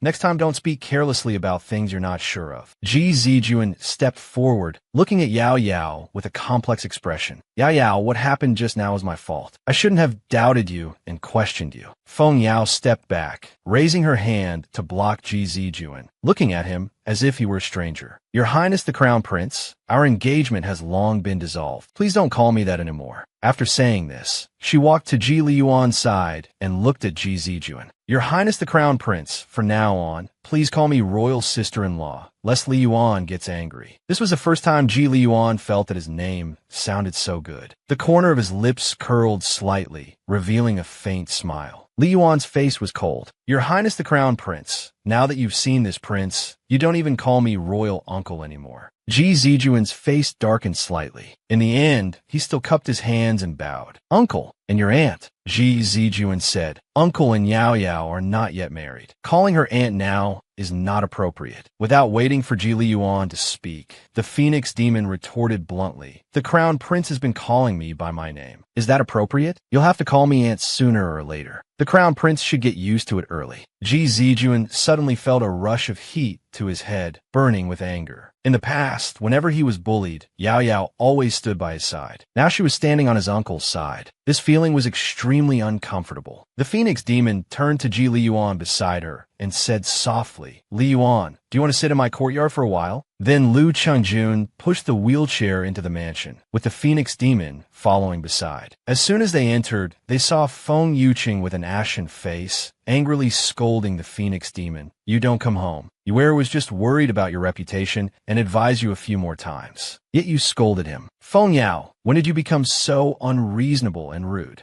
Feng Qingyue's eyes were slightly red, with traces of tears on his face, looking pitiful. At this time, Lu Shi was fanning the flames on the side. Master, I think he's relying on his status as the future Ninth Prince's wife and doesn't take us seriously. The Phoenix Demon was scolded, but didn't get angry. He looked at them calmly. So the whole family is ganging up on me, huh? Before Feng Yao could speak, Ji Liyuan's cold voice suddenly rang out. Since you know he's the future Ninth Prince's wife, you dare to be disrespectful to him. It seems you don't take this prince seriously. Hearing this, Feng Yuqing's eyes flickered with thought. Ninth Prince, now that you and Yao Yao are not married, he can't be considered the Ninth Prince's wife. Moreover, you two are living together before the wedding ceremony. If this gets out, where will the Feng family put their face? Feng Yuqing's words were very impertinent, not giving Ji Liyuan any face at all. Even Ziyuan couldn't stand it anymore. It's fine if outsiders don't believe, but Master Feng is Yao Yao's own uncle. Yet he questions Yao Yao's chastity like this. Ji Liyuan's face gradually turned cold, a contemptuous smile curling at the corner of his mouth. Yesterday, Yao Yao came to the mansion to visit this prince. Only because this prince's leg condition flared up, Yao Yao stayed late at the prince's mansion to take care of me. But this prince and Yao Yao did not cross any boundaries. But your Feng family's second young miss has been spreading rumors outside. Those who don't know might think you and Yao Yao are enemies. Ji Liyuan's face gradually softened when facing the Phoenix Demon. Yao Yao, your days in this mansion must not be easy. From now on, I'll assign 10 elite guards to protect you secretly. His domineering tone made the Phoenix Demon's heart very happy. She nodded. With you here, no one dares to bully me. Ji Liyuan turned his face towards them. If anyone seeks death, then I'll grant their wish. His cold tone carried a strong threat. Feng Yuqing's face suddenly darkened. Time flew by. The Phoenix Demon continued to try alchemy in the Ninth Prince's mansion. Suddenly, there was a loud bang, and thick smoke filled the mansion. The old steward stood in the courtyard, looking at the closed door. The princess consort is really stubborn. She still doesn't give up after so many failures. The old steward brewed tea and respectfully handed it to Ji Liyuan with both hands. Today, the princess consort has been in the alchemy room for 3 hours before the furnace exploded. This old servant hasn't heard any sound for so long. It feels a bit strange. Lu Qingjun rolled his eyes speechlessly. If this keeps exploding like this, the entire prince's mansion will be torn down sooner or later. A faint smile appeared on Ji Liyuan's lips. He's made great progress and is very smart. The first time he practiced alchemy, he exploded 15 times. It's only been 4 days, and he's only exploded 5 times. Lu Qingjun complained, "Master, only you indulge him like this. Do you know that every time he blows up a pot, it wastes more than 10 herbs? At this rate, the prince's mansion's herb storage will be depleted by him alone." The old steward glared at Lu Qingjun. As long as the prince and princess consort are happy, what does it matter if we lose some herbs? You little one have no sense. Haven't you seen the smile on the prince's face? We haven't seen the prince smile in 10 years. At this time, Ziwen was bored, dozing off on the table. Suddenly, she was awakened by a shout of success. The phoenix demon opened the furnace. Inside lay 5 small, lustrous white pills. A smile appeared on her face. Actually, 5 pills. Ziyuan came over to look and couldn't help but exclaim in amazement. Self-taught, able to produce pills in just a few days, and 5 in one furnace. You're a born alchemist. Feng Yao excitedly said, "This is the most basic heart power pill. It's so simple. It's recorded in the medical books my mother left behind." Ziyuan shook her head. What's written in books and actual practice are 2 different things. You're just a genius at pill refining. If everyone could understand medical books and texts, and could learn on their own, I'm afraid alchemists would be everywhere. Feng Yao put away the pill, carefully storing it in a pre-prepared bottle. He smiled at Ziyuan, saying he would be even more diligent and hardworking. Ji Liyuan rarely raised his face to look at the sky, feeling the cool breeze on his face. At the old butler's suggestion, Ji Liyuan invited the princess consort for a lake tour today, forcing Feng Yao to take a day off. Lu Qingjun had arranged the painted boat early in the morning. The moat of Wushuang City was in the outer city area, encircling the entire Wushuang City. The water was clear and sparkling. At this moment, Feng Yao was lying on the painted boat, leisurely eating grapes. This life was very comfortable. It seemed being the 9th prince's consort wasn't bad at all. Lu Qingjun suddenly came over and said, "Master, there's a painted boat coming ahead. It seems to be the crown prince and the 5th prince and others." Feng Yao was stunned upon hearing this. It was really an unlucky year, even encountering people he didn't want to see on a simple lake tour. Feng Yao lowered the curtain and sat back on the couch, pretending not to have seen them. He didn't want these people to affect his mood for the lake tour. Ji Liyuan added, "Then, as the princess consort said, let's pretend we didn't see them." As the 2 painted boats gradually approached, Feng Yao heard that they were actually discussing him. A man's voice was heard saying, "I heard that after the 3rd miss of the Feng family broke off her engagement with the crown prince, she was so shocked that she threw herself into the 9th prince's arms. An unmarried woman staying out all night, it's so bold and unrestrained. It's really shocking." Another said, "What do you expect? She knows she's useless and hard to marry off, so she clings to whoever she can find." Feng Yao's face suddenly darkened. These men had actually come here in a group to insult him. Lu Qingjun, seeing his master's face darken slightly, coldly asked, "Do you want this subordinate to teach them a lesson?" Before Ji Liyuan could speak, Feng Yao raised his hand to stop him. "No need to argue with these petty people. It would spoil today's enjoyment." Feng Yao's lips curled into a faint smile. If we care about everyone's words and looks all the time, wouldn't we be exhausted for a lifetime? Hearing this, Lu Qingjun's face showed shock and admiration. He praised, "I didn't expect the princess consort to have such a broad mind and vision at such a young age. It's this subordinate who was shallow." A hint of surprise appeared on Ji Liyuan's face. Just then, the calm water suddenly rolled up huge waves, crashing onto the shore. Feng Qingwei and the others were caught off guard, all becoming drenched and in a sorry state. "What's going on?" someone asked in panic. The moat suddenly started having waves. Lu Qingjun immediately left the painted boat. "Master, it seems there are big waves on the princess consort side." However, before Feng Qingwei and the others could figure out what was happening, huge waves came crashing down on the painted boat, causing a series of screams. The accompanying guards, ladies, and maids all scattered. At this time, Feng Qinghue lightly tapped the tip of his foot on the painted boat, his entire body rising into the air, gracefully avoiding the waves. Ji Zijuan flew to his side, the two looking like a pair of golden boy and jade girl, very compatible and harmonious. At this moment,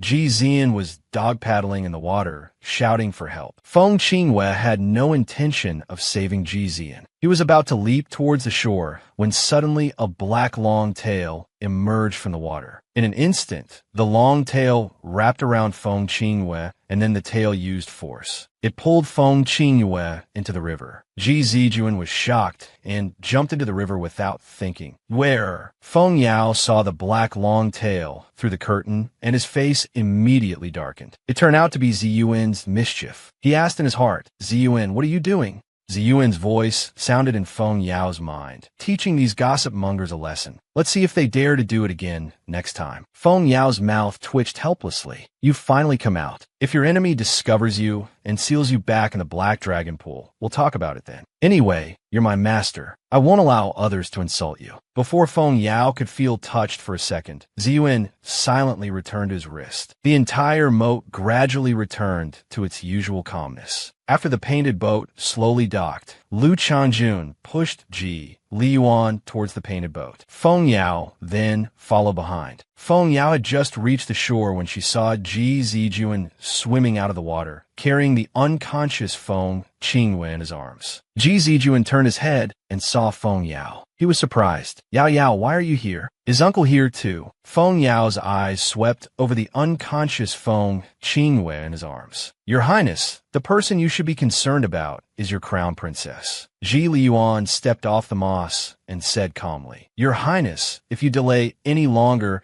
I'm afraid the crown princess's face will be ruined. Ji Zijuan looked at the unconscious Feng Qinghue in his arms. He saw a thin, long wound on her face, with blood staining half of her cheek. At this moment, Feng Qinghue's eyes were tightly closed, her breath weak. Ji Zijuan hurriedly picked up Feng Qinghue and turned to leave. Screams, angry shouts, and sounds of things being thrown could be heard from Qingyin Pavilion in the Feng Mansion. On her once pretty face, there was now a deep, long scar. She was shocked and furious, especially after hearing the doctors inside say that the scar on her face couldn't be cured. She was so angry that her clothes trembled with her body. Feng Qinghue angrily cursed, Quacks! A bunch of quacks. If you can't cure my face, I'll have you all dragged out and beheaded. The old imperial doctor frowned and said displeased, Miss Feng, we are imperial doctors, not physicians employed by your Feng family. You have no right to beat or scold us, let alone behead us. Another old imperial doctor also looked displeased. If it weren't for the crown prince's orders, we wouldn't have come to the Feng Mansion at all. Second, madam, we can't treat your young Mrs. condition. Please excuse us. We'll take our leave. The two old imperial doctors left, and the remaining physicians hurriedly followed. If they stayed, they might be scolded for their efforts being in vain. She was both angry and helpless as she said, I've told you so many times to control your temper a bit. Control it a bit. Why don't you ever listen? Feng Qinghue's eyes immediately turned red, and she started crying. Mother, if my face can't be cured, it will be ruined. I don't want to be disfigured. They're just a bunch of quacks. They can't even cure such a small injury. At this moment, Feng Yao smiled mischievously. Well, it seems I've come at just the right time. Sister-in-law Lu saw Feng Yao and immediately shouted, What are you doing here? Have you come to kick us while we're down? Get out quickly. Feng Yao looked at Lu. I'm here to visit my sister. Feng Qinghue glanced at her. You deliberately came at this time to laugh at me, didn't you? Feng Yao took out a medicine bottle. Sister, I came specifically to bring you medicine. Lu looked at Feng Qinghue. Their eyes met, both very surprised. Feng Yao slowly mocked. Aunt, you know, I've always cared about my sister the most. From childhood to adulthood, whenever my sister was sick, I would come to donate blood, afraid that she might die from illness. Lu heard this and angrily said, Oh, so you've come to settle scores. It was your own choice back then. No one forced you. Feng Yao's lips curled up slightly. Don't worry, I'm not here to kick you while you're down today. This is the rejuvenating pill that I asked the 9th prince to buy for me. No matter what kind of scar, it can be fully healed within half a year, leaving no trace. Lu shouted, Moon, be careful. She might be poisoning you. Feng Yao handed over the medicine. Relax. Who would poison someone so openly? Feng Qingwei eagerly poured out the medicine. Why is there only one pill? Feng Yao replied, this one is for you to try. Only the 9th prince can buy this pill. How about 20,000 taels for one? Lu immediately scolded. 20,000 taels for one pill? To eat for half a year, why don't you just rob us? Feng Qingwei looked at the pill in her hand. If it really works, even 200,000 taels would be worth it. The next day, Feng Yao used a veil to cover her exquisitely beautiful face and headed towards the Star Chamber of Commerce. At this time, Ziyuan laughed. 20,000 for one. You really dare to name a price. Feng Yao said seriously, my sister would pay any price for beauty. Anyway, the imperial doctors have given up. She can only pin her hopes on my rejuvenating pill. Ziyuan agreed. Right, after half a year when you've cultivated enough, everything will be easier to handle. The shop assistant saw Feng Yao and said with a smile, Miss, our president has arrived. The chairman was an elderly man. Feng Yao bowed to the old man, then took out all the bottles. Feng Yao said, inside these are the heart force pills, healing pills, and foundation strengthening pills I've refined. The old man invited Feng Yao to sit down. After appraising them, the old man looked at Feng Yao and said,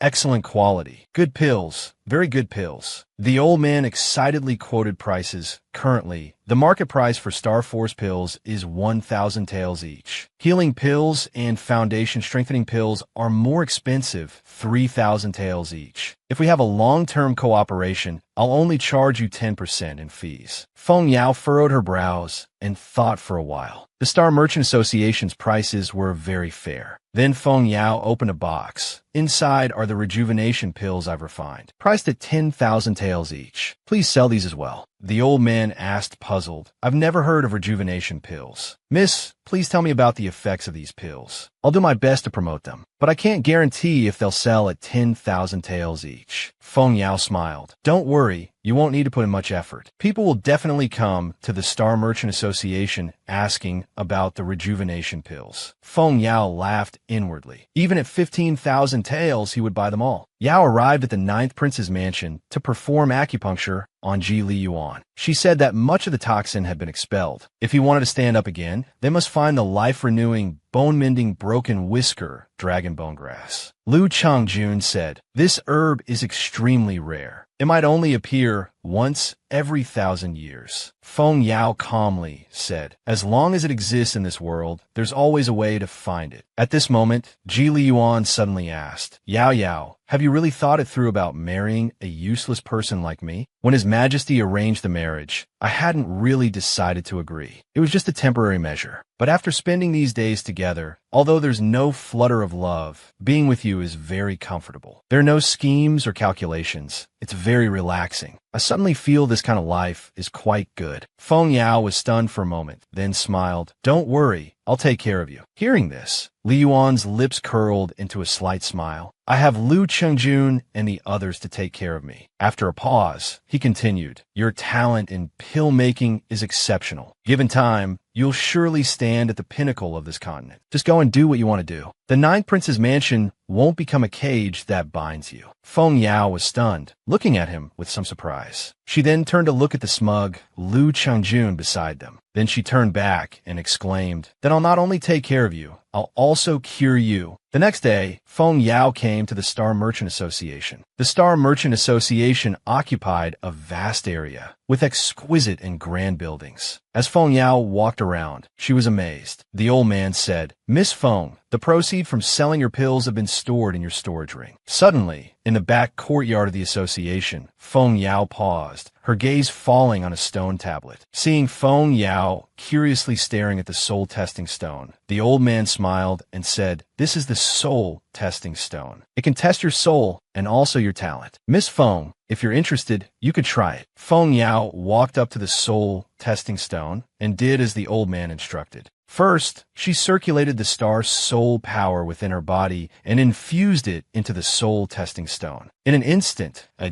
dazzling purple light burst forth from the soul testing stone. This scene left the old man dumbfounded. His face showed shock and awe. Pupupuped. Seeing the old man's shocked expression, Feng Yao asked Ziyuan her mind, "Is purple very powerful? I haven't even used my full strength yet." Ziyuan laughed. Purple is the highest known level of star soul on the continent. After a brief moment of shock, the old man recovered and excitedly looked at Feng Yao. "Miss Feng, would you like to test your mental power as well?" Feng Yao nodded. "Since we're here, might as well test it all." The old man, with a face full of joy, said, "You just need to close your eyes and try to attack this soul testing stone with your mental power." So Feng Yao closed her eyes, released her mental power, and fiercely struck at the soul testing stone. Then there was a muffled bang, and the entire soul testing stone suddenly split into two halves, shattering to pieces on the ground. Feng Yao widened her eyes in surprise and innocence. She looked at the fragments on the ground, then at the stunned old man. "Has this soul-testing stone been used for a long time?" The old man said in bewilderment, "The soul-testing stone is extremely hard. Even the god of war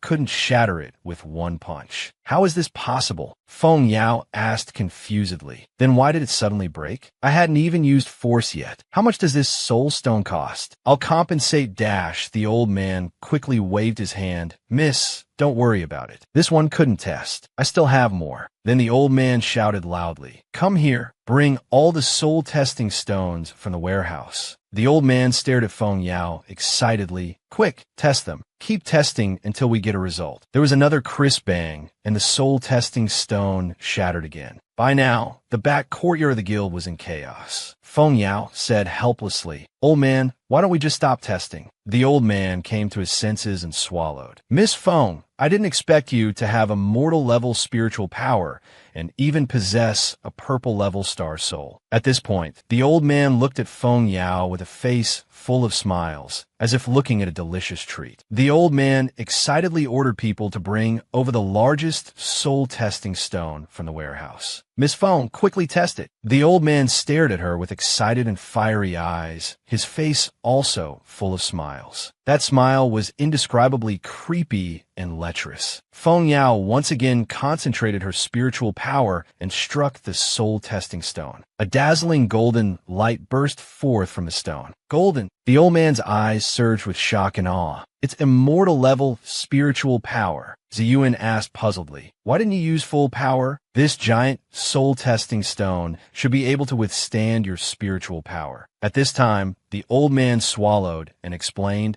"Golden color represents immortal-level spiritual power. Those who possess it are undoubtedly powerful figures who dominate a region. As for god level, that only appears in legends." Ziyuan smiled and said, "If you used full power, you could let him witness a god level in his lifetime." Feng Yao lowered her head and replied, "That would bring many inconveniences." "Miss Feng, this is our Star Guild's VIP token. As long as you wear this ring, wherever you go, as long as it's a place with Star Guild, you can enjoy the highest treatment." Feng Yao knew this was the old man's hobby, so she thanked him. The old man nodded, thinking to himself that although the girl before him was young, her spiritual power and star soul were extraordinary. She would surely become a dragon among people in the future. He needed to quickly send the news to headquarters. At this time, Feng Yao asked, "Old man, have you heard of a medicinal herb called dragon whiskergrass?" Hearing this, the old man narrowed his eyes, showing a thoughtful look. "Dragon whiskergrass. I remember now. Dragon whiskergrass likes cold, so it generally grows in extremely cold places. The snow-cold mountain in the Northern Territory might have some." Feng Yao nodded slightly, but a thoughtful look appeared in her eyes. It seemed she needed to find an opportunity to visit Snow-Cold Mountain. The old man thought for a moment and said honestly, "Miss Feng, do you need dragon whiskergrass? I can send a message to headquarters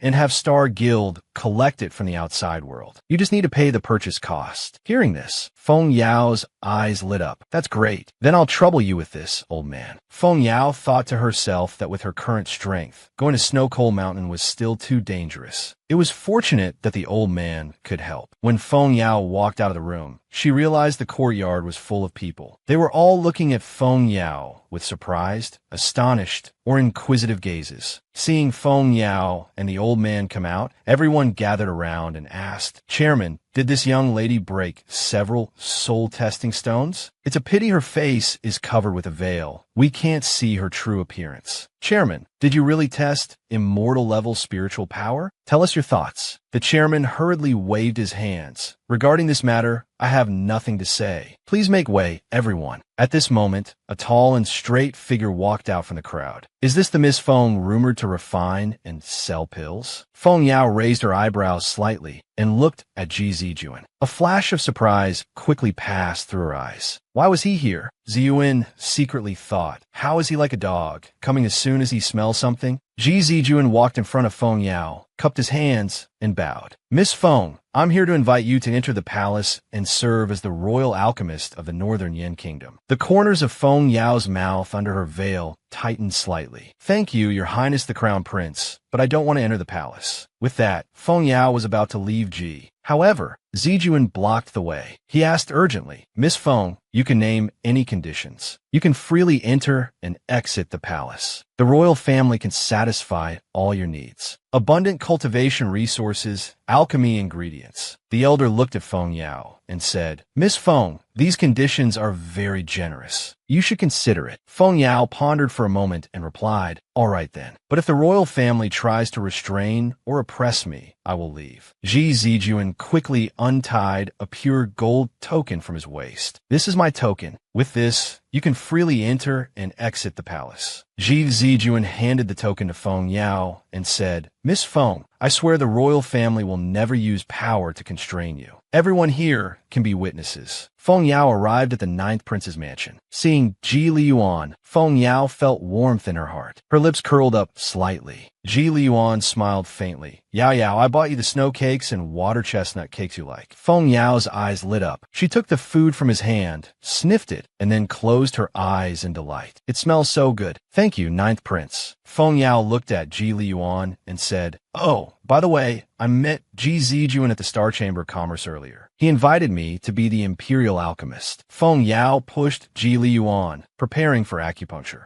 Ji Liyuan asked, "Did he recognize you?" Feng Yao quickly replied, "No, I was well disguised. I've been using a lot of the ninth prince's mansion's herbs to make pills lately. I can't keep wasting your resources alone, so I agreed." Ji Liyuan said in a deep voice, "The ninth prince's mansion doesn't lack those things. I'm only worried about your identity being exposed. Even if it is exposed, there won't be any danger. Northern Yin lacks alchemists too much. Just wait for me to get some benefits from Ji Zijuan to replenish your storehouse." A day passed in the blink of an eye. Feng Yao walked out of the alchemy room, covered in dust, her hair messy and blue, her face haggard. It was clear she had been working hard for a long time. Seeing Feng Yao like this, the old steward felt heartbroken. "Princess consort, you've finally come out. You must be very hungry. I've had meals prepared." Feng Yao smiled and said, "I'm not very hungry yet. Let's go see the ninth prince first." A maid nearby said, "The ninth prince has been waiting for you for a long time." At this moment, Feng Yao walked into the courtyard and realized that Ji Liyuan was already waiting there. Ji Liyuan's moist voice sounded, with a gentle smile on his lips. "I saw you were in seclusion for 10 days and hadn't come out. I was a bit worried." The maid whispered to Feng Yao, "Actually, the prince waited outside the door until very late every day before leaving. Here are 200 marrow cleansing pills." Feng Yao took out 10 jade bottles and placed them in front of Ji Liyuan. Lu Changjun exclaimed in shock, "Princess consort, you were only in seclusion for 10 days, yet you made 200 marrow cleansing pills. That's equivalent to making 20 pills a day." Feng Yao looked at Lu Changjun and said, "Split them equally between you and your prince." Lu Qingjun was somewhat disbelieving. He picked up one of the jade bottles, opened the lid, and smelled it. It was refreshing and invigorating. He poured out a marrow cleansing pill. The pill was bright white, with a vibrant color and fragrant aroma. It was indeed a real marrow cleansing pill. After a brief moment of shock, Ji Liyuan regained his composure. 20 pills a day. This production rate was unprecedentedly high. Even the Pill King might not be able to achieve this. Feng Yao smiled and said, "It was just luck. This is payment for using your place and taking your herbs for free." Ji Liyuan's lips curled slightly, his eyes showing a hint of helpless amusement. "You don't need to be so polite with me. Feng Yao insisted. You may not need it, but your subordinates might. You sent secret guards to protect me. Consider this a token of my gratitude to them. Li Yuan told Lu Qingjun to accept these 100 marrow cleansing pills. Lu Qingjun suddenly felt the weight of the 100 marrow cleansing pills in his hand. If they were to enter the market, they would definitely cause a frenzy. One pill could sell for tens of thousands of gold taels. 100 pills? My goodness, how much money would that be? Lu Qingjun suddenly felt he couldn't do the math anymore. At this moment, Feng Yao looked at Ji Li Yuan and said, I need to return to the Feng mansion for a while. I'll come back tomorrow to continue brewing wine for the Wine King. Feng Yao walked along the small path in her family's garden, heading towards the east courtyard. Suddenly, a figure, looking panicked, quickly walked out from a nearby stone path. They bumped directly into Feng Yao. Without even raising their head, that person angrily scolded, Are you blind? How dare you bump into this young master? That person shouted angrily and raised their head. When he saw Feng Yao before him, a flash of amazement appeared in his eyes. He didn't expect such a beautiful maid in the Feng mansion. Feng Yao noticed him staring at her lustfully and frowned in displeasure. Who are you? How dare you barge into the Feng mansion like this? The man shouted coldly. How bold! You dare speak to me like that? Which courtyard's maid are you? Do you know who I am? As he spoke, he reached out his lecherous hand, attempting to grab Feng Yao. Just as his hand was about to grab Feng Yao, it was caught by a slender hand at the wrist. Feng Yao's hand twisted, and immediately a piercing scream from the young man echoed through the garden. With a crisp crack, Feng Yao directly broke his bone. She let go and kicked out, sending the man flying into the flower bushes. The man crawled out of the bushes, his clothes filthy and disheveled. He glared at Feng Yao, his eyes bulging as if he wanted to devour her. You're seeking death, daring to hit me. As he spoke, Star's soul power surged through his body. He raised his uninjured right hand, clenching it into a fist. Star's soul power swirled around his fist. You bitch. Feng Yao narrowed her eyes slightly. No wonder this man was so arrogant. He was actually a 9-star martial artist. Feng Yao wasn't afraid. She simply flashed away, perfectly avoiding the man's incoming fist. This attack was extremely fierce, with the intention of killing Feng Yao. Feng Yao's brows furrowed slightly. She thought if she used Star Soul power to cultivate, her secret would be exposed. It's better to let the guards and the 9th Prince's assassins handle this. Just as Feng Yao was hesitating, a figure rushed over and directly broke his other arm as well. Feng Yao looked at the newcomer, Ji Zijuan. Immediately, another scream was heard from the man. Ji Zijuan let go, and the man was kicked into the flower bushes again. The man crawled out again, his face a mix of blue and purple, looking terrible. He roared at Ji Zijuan. You little bastard, how dare you hurt me? Are you tired of living? You two just wait.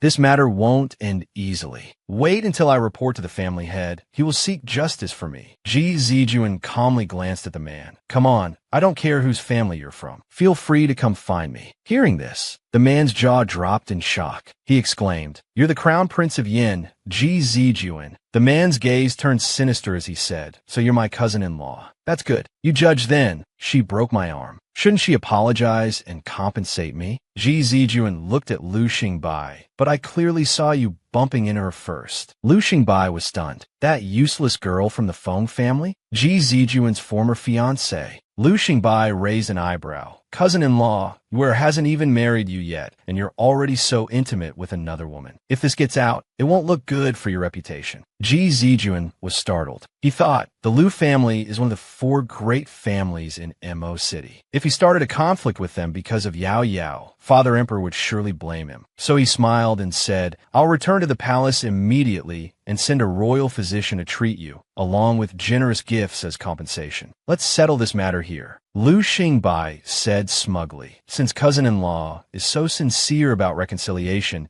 it wouldn't be right for me to keep pressing the issue. Let's resolve it this way. I'll take my leave. Zi Yuan exclaimed in surprise. I didn't expect that even a scumbag could be useful sometimes. Ji Zijuan looked at Feng Yao gently. Yao Yao, are you all right? He took Feng Yao's hand, asking worriedly, Are you hurt anywhere? Feng Yao immediately shook off Ji Zijuan's hand and angrily said, Please mind your manners, Your Highness. Feng Yao, why do you always speak to me with such a tone and attitude? Feng Yao snorted coldly. Your Highness complained that I couldn't cultivate, broke off our engagement, and found someone new. Do you expect me to be grateful to you? Ji Zijuan looked heartbroken and said softly, I had no choice. Please don't resent me. Feng Yao said disdainfully, I don't have any resentment towards you. I just hope you won't disturb me again in the future. Please understand. Aunt Huang, I don't love you anymore. After saying that, he turned and left gracefully, not wanting to look at the hypocritical scumbag again. Looking at the Phoenix Demon's back, Ji Zijuan confidently said, We grew up together, childhood sweethearts. I don't believe you don't love me anymore. He secretly vowed in his heart, I will definitely make Father Emperor cancel your engagement to Uncle. The Phoenix Demon was enjoying tea at Tianyu Pavilion when she saw two people walking on the bridge. Seeing it was this mother and daughter, she felt very displeased. Sister, do you have something to discuss with me? Madame Lu quickly smiled and said, That appearance-changing pill you gave your sister last time. Do you have any more? Hearing this, the Phoenix Demon perked up at the chance to make money. Of course I do. I said last time it's 20,000 taels per pill. Madame Lu looked at the Phoenix Demon helplessly. The effect of the appearance-changing pill is very good, but it needs to be taken for half a year. The price is a bit expensive. The Phoenix Demon continued. Didn't Lu Xingbai bring medicine to treat scars from Emo City? Feng Qingwei quickly said, Cousin brought medicine. I ate a lot of it. That medicine can't compare to the appearance-changing pill at all. Madame Lu said in a deep voice, Yao Yao is your sister. Just give a few bottles to wear. Ziyuan laughed secretly. These mother and daughter are so thick-skinned. Just then, Lu Xingbai brought a group of people over and shouted angrily, Phoenix Demon, now that Ji Zijuan isn't here to back you up, you'd better kneel down and apologize obediently. Madame Lu and Feng Qingwei were suddenly very surprised. Madame Lu said, Xingbai, what are you going to do with so many people? Feng Qingwei said, Cousin, Yao Yao is my sister. What happened that you're treating her like this? Lu Xingbai pointed at the Phoenix Demon. She suddenly attacked me and broke my hand. Feng Qingwei tried to mediate. Yao Yao can't cultivate. She doesn't have that ability. There must be some misunderstanding. Lu Xingbai looked at Feng Qingwei with sharp eyes. Whose side are you on? If she won't kneel, that's fine. Let her serve me closely for a month. After all, my hand is injured. Feng Qingwei knew very well that the medicine her cousin brought was useless. Currently, she could only pin her hopes on the appearance-changing pill. She couldn't offend the Phoenix Demon now. At this moment,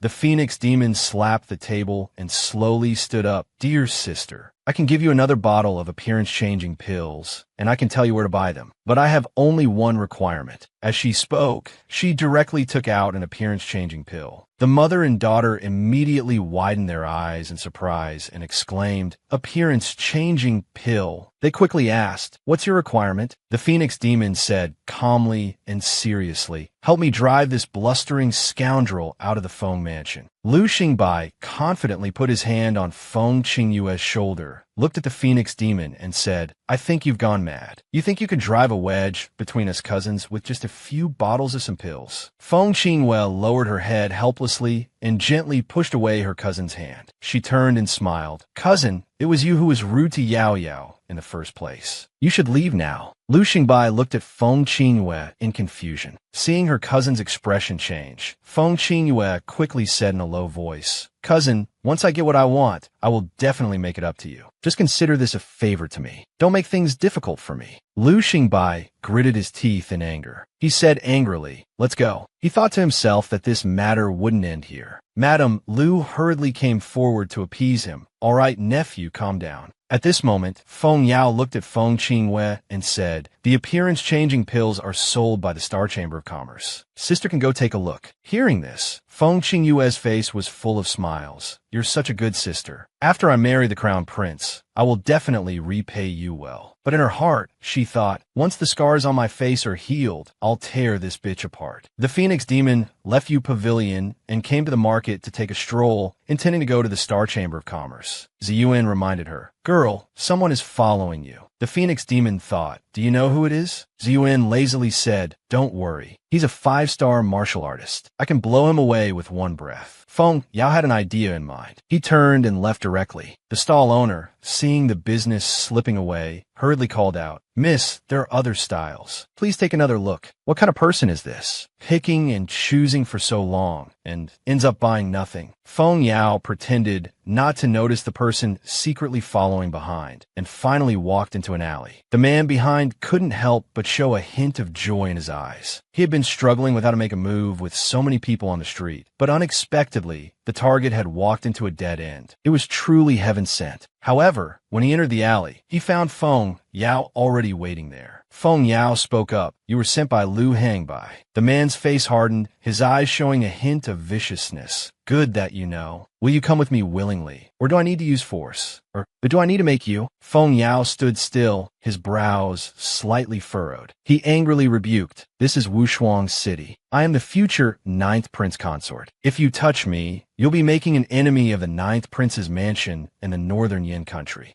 The mere 9th Prince's mansion? My Lu family doesn't even care about it, let alone a useless prince. The man sneered, "Since you won't come, it seems I'll have to use force." At this moment, Feng Yao's right hand under his sleeve suddenly gripped a silver needle. Taking advantage of the other's inattention, he fiercely stabbed it into the Tanzhong acupoint on the man's chest. The man felt a pain, but before he could react, Feng Yao immediately stabbed several more needles into various acupoints on the man's body. Gradually, a numbing sensation crept up. The man was shocked to find he couldn't move. He mumbled, "You're not useless?" Unable to cultivate, Feng Yao immediately called out, "Ziyuan." The man's eyes widened in horror. "Snake." He felt a pain in his neck, with warm blood flowing out. Suddenly, he felt he could move, but his body had become soft. The pain almost made him faint. Feng Yao turned around, raised his head slightly, and smiled. He said indifferently, "You've been poisoned. If you don't want to die, obey my arrangements. Of course, don't try to detoxify yourself, because you can't. This is the venom of the 1,000-year black-feathered snake. The toxicity is extremely violent, with no cure in the world, whether you live or die. Think it over carefully before coming to find me." After speaking, Feng Yao ignored the man and left gracefully. He muttered, "Go ask the elder how the search for herbs is going. This grievance comes before even getting married, always thinking of others." Arriving at the Star Chamber of Commerce, the elder immediately warmly welcomed him, bowing to Feng Yao and calling him Alchemist Feng. Feng Yao returned the greeting. "Elder, there's no need for such formality. Your generation and reputation are high. I can't accept this. You could just call me Phone Girl." The elder smiled and said, "If that's the case, I won't decline." As he spoke, the elder opened the box in his hand. "Phone Girl, the dragon whisker grass you asked me to find last time, I've already exchanged for you." This dragon whisker grass was exchanged from the Star Chamber of Commerce in the universe. It requires 20,000 taels of gold. The money from the pills you sold is just enough. Feng Yao was delighted upon hearing this and quickly took the box. Then he took out a small jade bottle and said, "This is the marrow cleansing pill as a thank you gift. There are 2 pills inside. One is for the elder, and one can be auctioned off by the Star Chamber of Commerce." After speaking, he turned and said, "Thank you for your trouble, elder. I'll head back now. The marrow cleansing pill is very difficult to refine, generally more chance than design." The elder was still immersed in joy. When he came to his senses, he quickly said, "All right, I'll arrange this matter. Take care." Looking at the little girl's back, the elder couldn't help but sigh. Feng Girl's talent for alchemy is too amazing. She also has golden spiritual power and purple star soul. I believe it won't be long before she stands at the top of the continent. After dinner, Feng Yao went to Chaofeng Pavilion to read books. At this time, a figure sneaked in stealthily. Feng Yao recognized him at a glance. It was Lu Zhan, the man sent by Lu Hangbai. Lu Zhan spoke in a low voice. "I've thought it through. I'm willing to obey Miss Feng's orders." Feng Yao raised an eyebrow at the person before him, coldly curling his lips. "Have you really thought it through?" "Yes, 3rd Miss Feng. Lu Zhan. He has searched all the physicians in the unparalleled Star City, yet none knew what this poison was. He could only come to Feng Yao for the antidote, albeit reluctantly." Hearing this, Feng Yao immediately put down the book in her hand and said sternly, "Good." With a creak, Feng Yao opened the door. At this moment, Lu Zhan's face was as pale as paper, his eyes filled with fear as he looked at Feng Yao. Then, Feng Yao took out half a black pill and handed it to Lu Zhan. This is half of the antidote. It can temporarily relieve your pain. If Lu Xingbai has any plans, you must tell me in advance. Lu Zhan quickly reached out to take it. Thank you, third Miss Feng, he said, and swallowed it without hesitation. Then he continued, Lu Xingbai has plans for tonight. He's meeting with a group of bandits outside the western suburbs. They're offering a reward to capture you, miss. He wants to bring you back for his amusement. After saying this, Lu Zhan looked at Feng Yao fearfully. Ziyuan thought to himself, be careful, he's in cahoots with Lu Xingbai. Hearing this, Feng Yao didn't get angry but smiled instead. Her eyes, like stars, were filled with a terrifying cold light. In that case, why don't you capture me and claim the reward? Lu Zhan was shocked, his eyes widening in disbelief, as if fearing he had misheard. Then shall we go now? As she spoke, Feng Yao stepped towards the courtyard exit. Yao could only hear the creaking sound of footsteps. Lu Zhan led Feng Yao to a mansion in the suburbs of unparalleled city. Eerie laughter could be heard from the courtyard.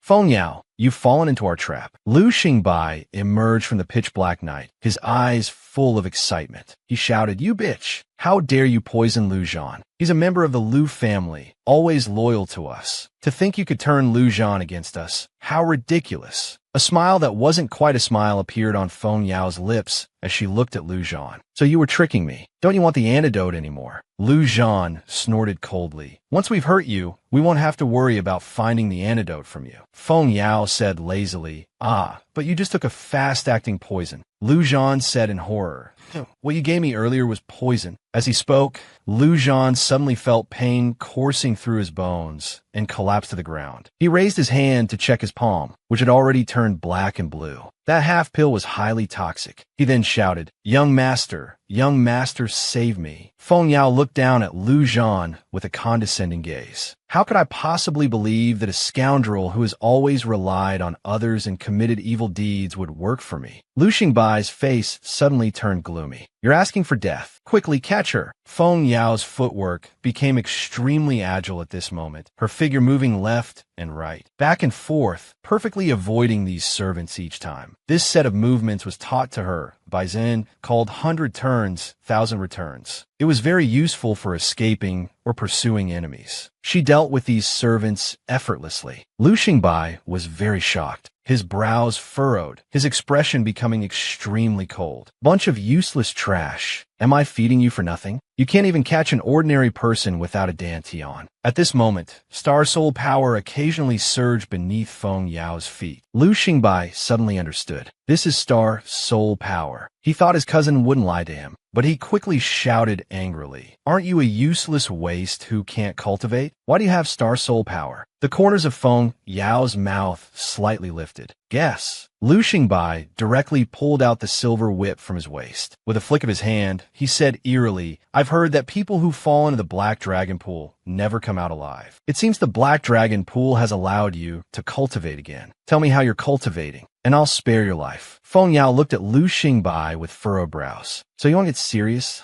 She directly took out the sword she carried and pointed it at Lu Xingbai. The corner of her mouth curled into a disdainful sneer. The one who should be thinking about how to survive is you. Now Lu Xingbai was clearly on guard. So, Feng Yao could only have a real fight with Lu Xingbai. Bang! The two swords collided, sparking hot flames in the dark night. Lu Xingbai felt his wrist go numb, and he involuntarily took 2 steps back before stabilizing himself. In contrast, Feng Yao on the opposite side also couldn't help but retreat 3 or 4 steps. This was an insult to Lu Xingbai. As a 1-star martial master, while Feng Yao was only a 6-star warrior who had just started training, she actually managed to block his sword without getting hurt. How could he accept this? Lu Xingbai's face became even more gloomy and terrifying. He let out a roar. Behind him, a huge tiger phantom appeared, angrily howling and baring its sharp fangs. Feng Yao frowned slightly. So his star soul was a fierce tiger. It was indeed frightening. Feng Yao quickly made hand seals. Before the tiger could pounce, a phantom of a fire phoenix rose behind her. It let out a clear phoenix cry. The star souls of the tiger and phoenix clashed violently. The fierce tiger's star soul let out a whimper, and its phantom suddenly disappeared into thin air. Whoosh! Lu Xingbai's face changed, and he opened his mouth to spit out a mouthful of fresh blood. His eyes widened, filled with anger and unwillingness. No, this is impossible. A one-star martial master actually can't beat this waste. At this moment, Feng Yao's face was slightly pale. She put away her phoenix star soul, the corner of her mouth curling into a sneer. Thanks to your Lu family providing evil methods to Feng Yu City, digging out my celestial bone, it gave me the opportunity to create Dantian cultivation. At this time, Ziyuan reminded, be careful, he still has strength left. Looking at Lu Xingbai,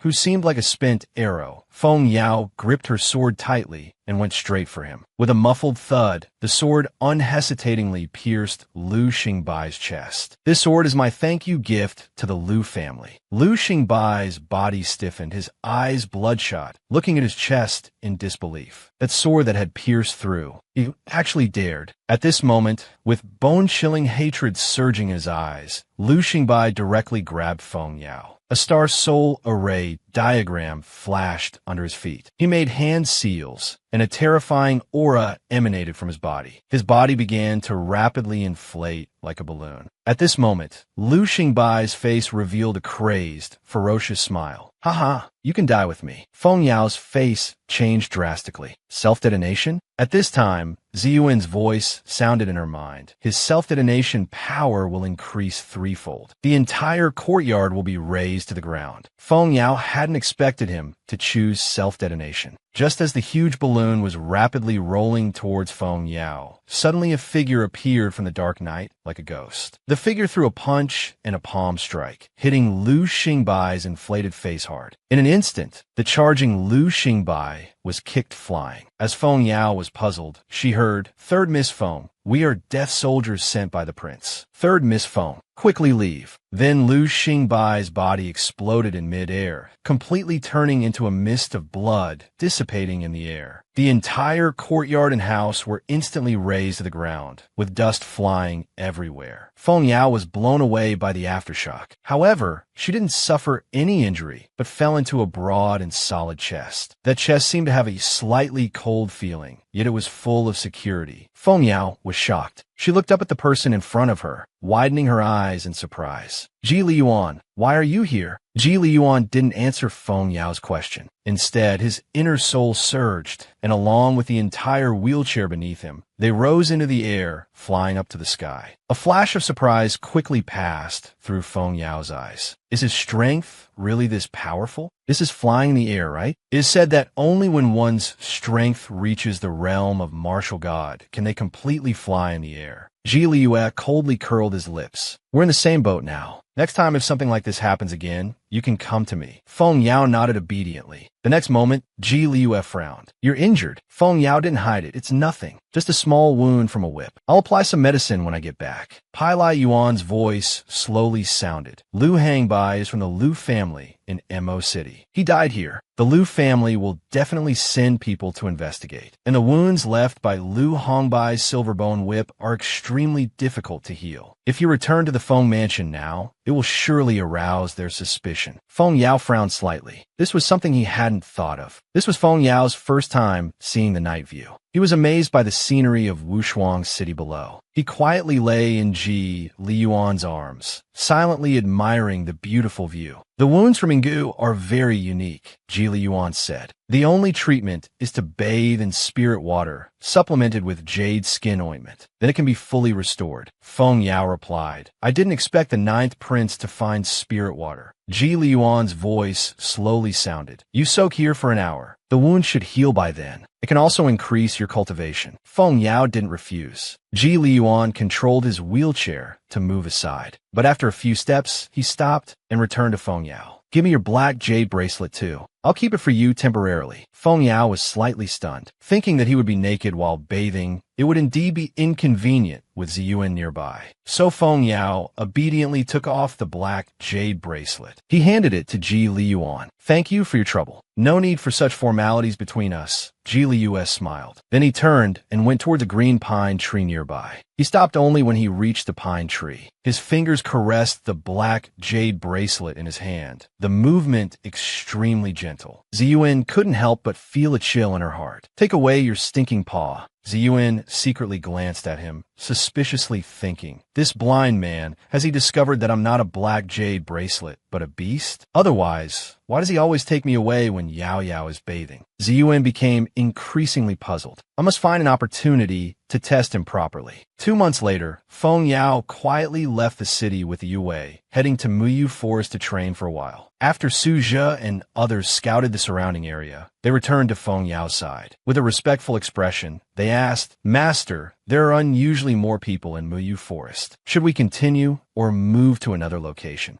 A look of confusion appeared in Feng Yao's eyes. When things are unusual, there must be something strange. Something must have happened in Muyu Forest. Go and investigate further. Su Zhe, Hong Ying, Chao Gu, each of you take 10 people. Stay and scout the surrounding area. The rest return to Wushuang City. Regarding Feng Yao's arrangements, the Yue absolutely obeyed without any resistance. In an instant, this originally bustling and crowded valley became quiet. Feng Yao wasn't afraid of others noticing that people had camped here before. It's common for people to camp when training in the forest. So Feng Yao saw a group of people walking towards here in the evening twilight. It must be said that Ji Zijuan was indeed very handsome. Feng Yao recognized him at a glance. Beside him was Feng Qingyue, wearing a pink dress and a cloak. Seeing this, Feng Yao immediately turned to leave. He angrily thought, what a coincidence to meet them everywhere. A soldier glanced at Feng Yao, turned back, and said to Ji Liyuan, Your Highness, there's someone ahead. Feng Qingyue immediately turned to look, her face darkening. Looking at the man's back, she had a familiar feeling. She suddenly leaped forward, unable to help but shout, Stop, where are you running? She blocked Feng Yao's path, her eyes flashing with a cold light. Crown Prince brother, isn't he the guy who appeared in the black market? As he spoke, Feng Qingyue grabbed Feng Yao's shoulder. Seeing this, Feng Yao pushed his hand away, then struck Feng Qingyue with a palm, knocking him to the ground. As expected of the future crown princess, such impressive authority. Seeing Feng Qingyue being bullied, Ji Zijuan immediately issued orders. Everyone attack. Those guards leapt forward, directly charging at Feng Yao. Feng Yao looked at the approaching guards, the corner of her lips curling into a slight arc. After training in Muyu Forest these days, it was a good opportunity to test her skills. The sound of swords being unsheathed filled the air with cold light. Feng Yao raised her hand and grabbed the opponent's wrist. Then with a squeeze, the air was filled with the opponent's miserable scream. Raising her long leg, Feng Yao kicked the opponent away. Seeing Feng Yao easily defeat a star martial artist with one move, Ji Zijuan's eyes couldn't help but show surprise. Feng Yao inwardly commented, What a bunch of useless trash, not even worth fighting. Seeing so many people attack yet fail to subdue the brat before them, Feng Qingyue's face was instantly covered with a layer of gloom. He drew his long sword. The star soul power surged within his body. He swung the sword in his hand. A sharp whistling sound seemed to howl through the air, heading straight for Feng Yao. Seeking death, Feng Yao's feet flashed, and the sword light barely landed where she had been standing. The grass where she had just stood instantly turned black and charred. Seeing his attack miss, Feng Qingyue's brows furrowed slightly, his eyes showing a trace of displeasure. Without thinking, he rushed forward again. Feng Yao noticed that Feng Qingyue's aura was similar to her own. She knew that in these 3 months, Feng Qingyue had also reached the level of a 2-star martial artist. But Feng Yao was confident she could defeat Feng Qingyue.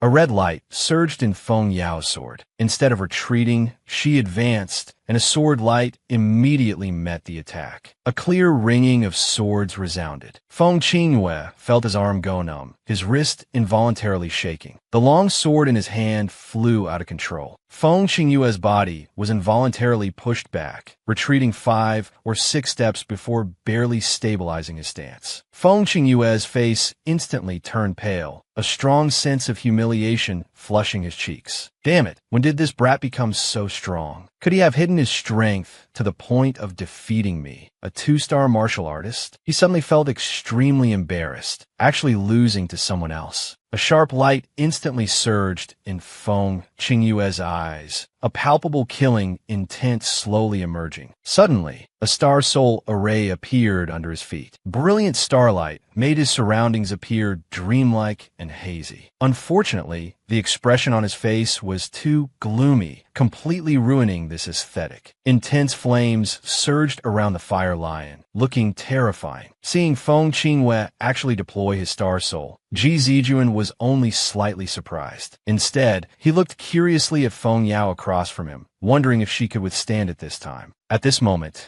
Ziyuan angrily said in a low voice, "These two had a conflict with you in the black market. They didn't make a move in front of everyone, but now, in this forest, they're probably going to settle accounts with you." Feng Yao made hand seals, and a star soul array also appeared under her feet. A phoenix shadow appeared behind her. In an instant, the entire valley echoed with clear phoenix cries, even causing a scene of birds paying homage and thousands of birds singing in unison. Ji Zijuan's expression instantly became serious. A phoenix star soul, he was definitely worth recruiting. Yue might ruin things. However, Feng Qingwei was in a rage, with jealousy burning in his heart. The fire lion star soul roared angrily and pounced towards Feng Yao. Feng Yao made hand seals, and the phoenix star soul behind her rushed towards the fire lion. The two star souls collided fiercely, instantly exploding into countless sparks. Ji Zijuan quickly shouted to stop. "Where? Stop." Feng Qingyue's figure swayed, his face instantly turning pale. Then he spat out a mouthful of blood. Feng Yao's face also turned pale, the qi and blood in her chest churning, feeling very uncomfortable. However, she didn't spit blood. The phoenix demon sneered. Such a noble crown princess, resorting to sneak attacks. How despicable. Feng Qingwei looked at Ji Zijuan with her eyes. "Crown Prince brother, this guy is definitely strange. He always wears a mask on his face. He must have some secret he can't reveal." A warrior standing behind Ji Zijuan said in a low voice, "Your Highness, do you want me to take action?" At this moment, several figures were seen quickly approaching the valley. One of Ji Zijuan's warriors exclaimed, "Your Highness." One of the arrivals was Suja. Apparently, this pressure was easily dispelled by Suja. After confirming the Phoenix demon was unharmed, he cast a cold gaze towards Ji Zijuan and the surrounding guards. Seeing this, Ji Zijuan was stunned. The other party's aura was higher than his own and very strong. It was actually a warrior. He thought to himself, "As the crown prince, I only have 4 warriors protecting me. His forces must be considerable." While Ji Zijuan was lost in thought, dozens more figures were seen rushing from behind. Ji Zijuan's warriors shouted sternly, "Your Highness, they're all of warrior strength." The newcomers ran behind the Phoenix demon, called out "Master," then turned their cold, sharp gazes towards Ji Zijuan. Ji Zijuan was filled with doubt and fear. He immediately lowered his posture and said very respectfully, "Sir, we had no intention of offending you. Please forgive us." In his heart, he raged. It's all because of that brainless Feng Qingwei.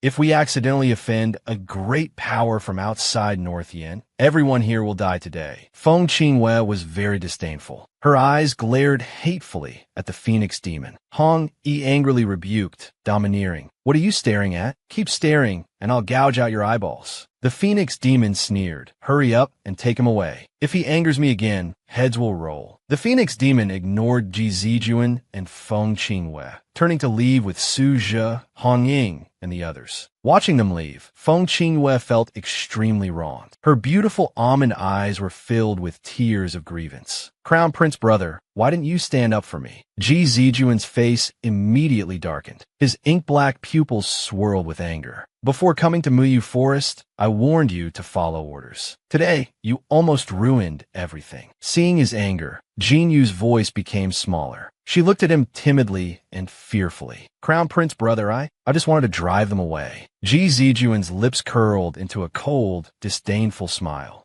"Drive them away? Just now, that person had over a dozen warrior-level guards. Even if they killed us all here, they could do it." Feng Qingyue's eyes widened in disbelief, her face full of shock and humiliation. "Crown Prince brother, Yue knows she was wrong." Ji Zijuan waved his sleeve. "If we fail to get the 1,000-year fire spirit fruit, because of you, you alone will bear Father Emperor's blame." After saying this, he angrily turned and left. Master, we found out. It said that in Cloud Marsh Valley of Muyu Forest, a 1,000-year fire spirit fruit is about to ripen. No wonder so many people came to Muyu Forest today. Even Ji Zijuan and Feng Qingwei are here. With such a good opportunity, the Phoenix Demon, naturally won't miss it. The Phoenix Demon said to Hong Ying beside her, "This is an excellent ingredient for refining the 10,000 spirit pill. Ordinary people who take it can increase their lifespan, maintain youthful looks, and live without illness or pain. For martial artists who take it, it can increase their star soul power by 10 years. Naturally, there will be many competitors." Ji Zijuan spotted the Phoenix Demon in the distance and couldn't help but show a trace of excitement on his face. He quickly walked over to the Phoenix Demon, bowed, and said, "Sir, we meet again." The Phoenix Demon was very averse to Ji Zijuan's persistent behavior. She cast a cold glance at Ji Zijuan without saying a word and walked away. Hong Ying and the others also gave Ji Zijuan cold looks before following. What bad luck! Having been given the cold shoulder, Ji Zijuan's face darkened slightly. But he didn't get angry, because someone who could bring so many warriors must not be an ordinary person. Prince Ji's subordinate said, "Your Highness, I'm afraid this matter won't be easy to handle. This person is surrounded by many military officers. If we get the 1,000-year fire spirit fruit, he definitely won't let it go easily." After careful consideration, Prince Ji finally made up his mind and said, "We'll snatch the 1,000-year fire spirit fruit first. Heavenly treasures rightfully belong to those who can obtain them. If he truly wants it, we can negotiate an exchange." Feng Qingwei overheard their conversation, and her eyes filled with resentment. She had accompanied him through mountains and valleys, enduring hardships, all for the 1,000-year fire spirit fruit. She only needed a bit to heal the scar on her face. Who would have thought that her brother, the Crown Prince, would use it for an exchange? This cannot be, but healing would be too slow. She couldn't marry the Crown Prince like this. Absolutely not. As Feng Yao and his group arrived at the entrance of Cloud Marsh Valley, a guard reported with a grave expression, "Master, there's miasma in Cloud Marsh Valley. Those who entered first have been poisoned. Some have even died." Hearing this, Feng Yao's face showed surprise. So that's the reason. We're the poisoned people. When Feng Yao went over, he found many people had been poisoned. Their faces were pale, lips bluish-purple, brows furrowed, and they seemed to have difficulty breathing. Feng Yao pushed through the crowd. He approached one of the poisoned men and said, "Brother, I am a healer. I can treat you for free." Hearing this, the middle-aged man's pale face immediately lit up with joy. He invited Feng Yao to check his pulse. After diagnosing, Feng Yao said to Hong Ying beside him, "Bring me my bag." Hong Ying quickly brought the bag. After carefully examining and verifying, Feng Yao fed the medicine to the poisoned man. Half an hour later, the poisoned man's face gradually returned to normal. He was no longer pale and had no difficulty breathing, proving that the toxins in his body had been neutralized. Suddenly, the surrounding crowd rushed towards Feng Yao. "Young man, please have mercy and save me too." One poisoned person even lunged forward, trying to snatch the antidote from Feng Yao's hand. Seeing this, Feng Yao executed a beautiful spinning kick. In an instant, he violently kicked the attacker away. The surrounding people, who were like wolves and tigers, were all intimidated. That person's body flew back hard, crashing into a rock and dying on the spot. For a moment, everyone stared but dared not approach. The power of that kick was truly terrifying. Feng Yao's face beneath the mask was cold and cruel. "If you don't want to die, come at me." Everyone was struck dumb with fear. They no longer dared to harbor any ill intentions and stood frozen in place, watching as Feng Yao's group left. A military officer beside Prince Ji spoke up, "Your Highness, what should we do now?" They've all left. Hearing this, Prince Ji frowned and said in a low voice, "We must get the fire spirit fruit before him. If we encounter him, try to negotiate a trade if possible. As for the others, they could be killed on the spot." An incense stick later, Feng Yao arrived at the fire spirit tree. A faint fragrance of fruit permeated the air, smelling quite pleasant. "Master, is this the 1,000-year fire spirit fruit?" Hong Ying's eyes were filled with excitement. He quickly ran towards the 1,000-year fire spirit fruit. At this moment, Hong Ying had already reached out his hand. He grabbed for the fire spirit fruit. "I didn't expect it to be so easy to get. Be careful." At this moment, Feng Yao's feet executed a 100-turn step, instantly transforming into a blur as he swiftly moved. Before Hong Ying could grab, the fire spirit fruit. Feng Yao pulled him back in one swift motion. That 1,000-year fire spirit fruit suddenly moved, opening a bloody maw and revealing sharp, terrifying fangs. It viciously bit towards Hong Ying. Hong Ying's face changed color. This is not the 1,000-year fire spirit fruit. It's a red tongue. He was pulled back a few steps by Feng Yao. Feng Yao quickly drew her sword and raised it to block. The sharp fangs immediately bit onto the blade, creating a piercing clang. Red Eagle observed, "Master, this snake is truly cunning. It even has such thoughts. This is not an ordinary snake, but one with some intelligence." Feng Yao's face beneath the mask was cold and solemn. She said gravely, "This is a rain-eating snake. It has eaten the 1,000-year fire spirit fruit, which is why its color is so similar to the fruit." Her gaze moved past the crimson feather snake's body to the fire spirit tree behind it. On the lush green fire spirit tree, there was only one fire spirit fruit left. At this moment,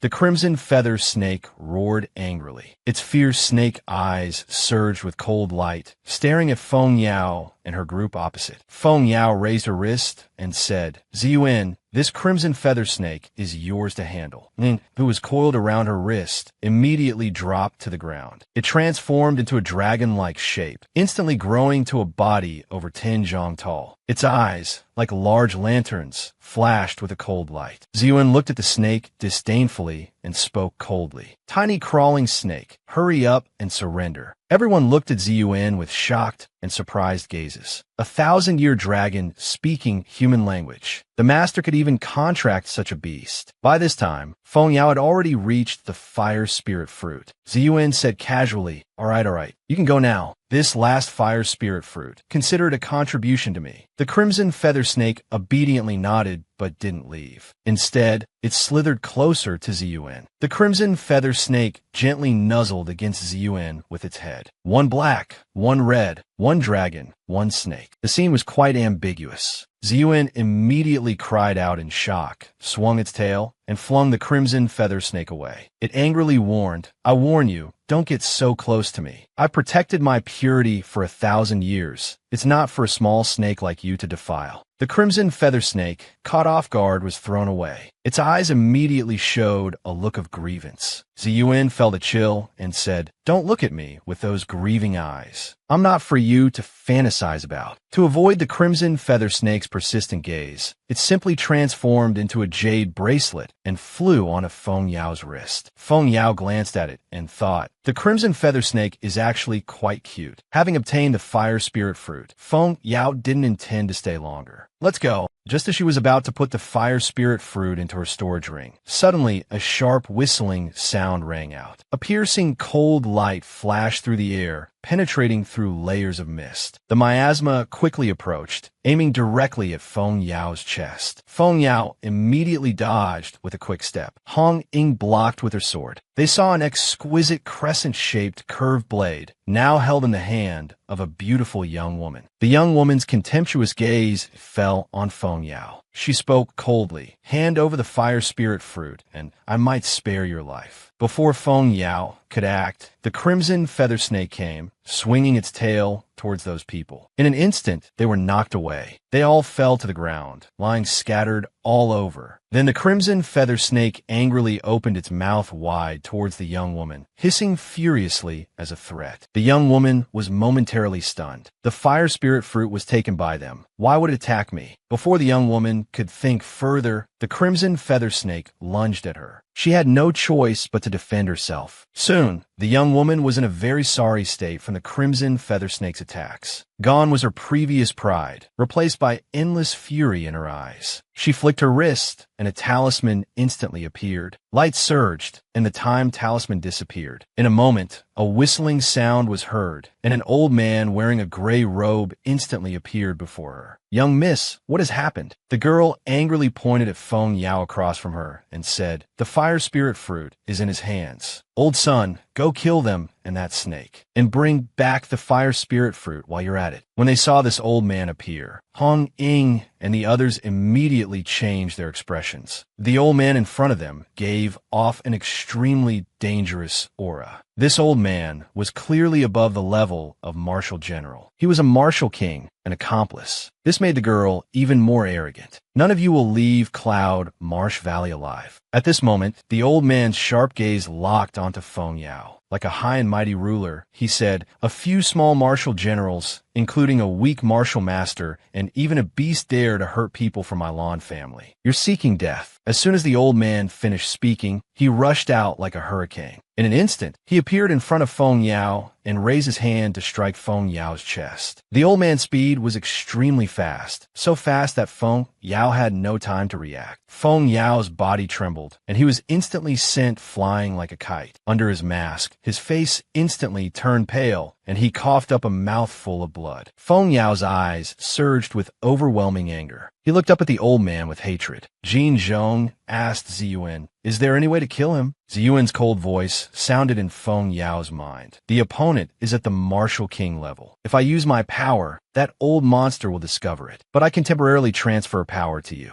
However, you will endure great pain." At this time, Hong Yin, Su Zhe, and the others had already stood in front of Feng Yao. "Master, you leave first. We'll hold him off." The old man sneered disdainfully. "Today, none of you can escape." The old man's hands moved, and Star Soul power surged in his hands. He struck out fiercely with his palm. Hong Yin, Su Zhe, and the others hurriedly prepared to defend. However, that fierce palm shadow didn't land on them. A hissing sound rang out. The crimson feather snake was seen painfully curled up on the ground, with fresh blood gushing from its mouth. In an instant, the crimson feather snake was on the verge of death. A cold light flashed in Feng Yao's eyes. In an instant, Feng Yao's entire being erupted with a boom, his aura suddenly soaring. He directly rose from a 2-star martial master to the realm of an ultimate martial king. Under the silver mask, a pair of narrow, deep phoenix eyes surged with terrifying cold light. Killing intent rolled off him in waves. This scene made the old man and Lan Yi's group across from them widen their eyes in shock and disbelief. Especially the old man, whose wrinkled face was full of disbelief. This is impossible. No one could do this. Instantly change from a 2-star martial master to an ultimate martial king. Even a pill couldn't achieve this. Feng Yao pushed Hong Ying and the others aside, his gaze cold as he looked at the old man and Lan Yi across from him. "Now your time of death has come." As he finished speaking, Feng Yao's figure moved. He raised his hand and brought down the long sword in his hand, fiercely stabbing towards the old man opposite. As the sword light got closer and closer, the old man narrowly avoided it at the last moment. But unexpectedly, he was struck hard by Feng Yao's palm. The old man's face instantly turned deathly pale. He opened his mouth and spat out a mouthful of fresh blood. His eyes widened in disbelief. What kind of sorcery did you use?"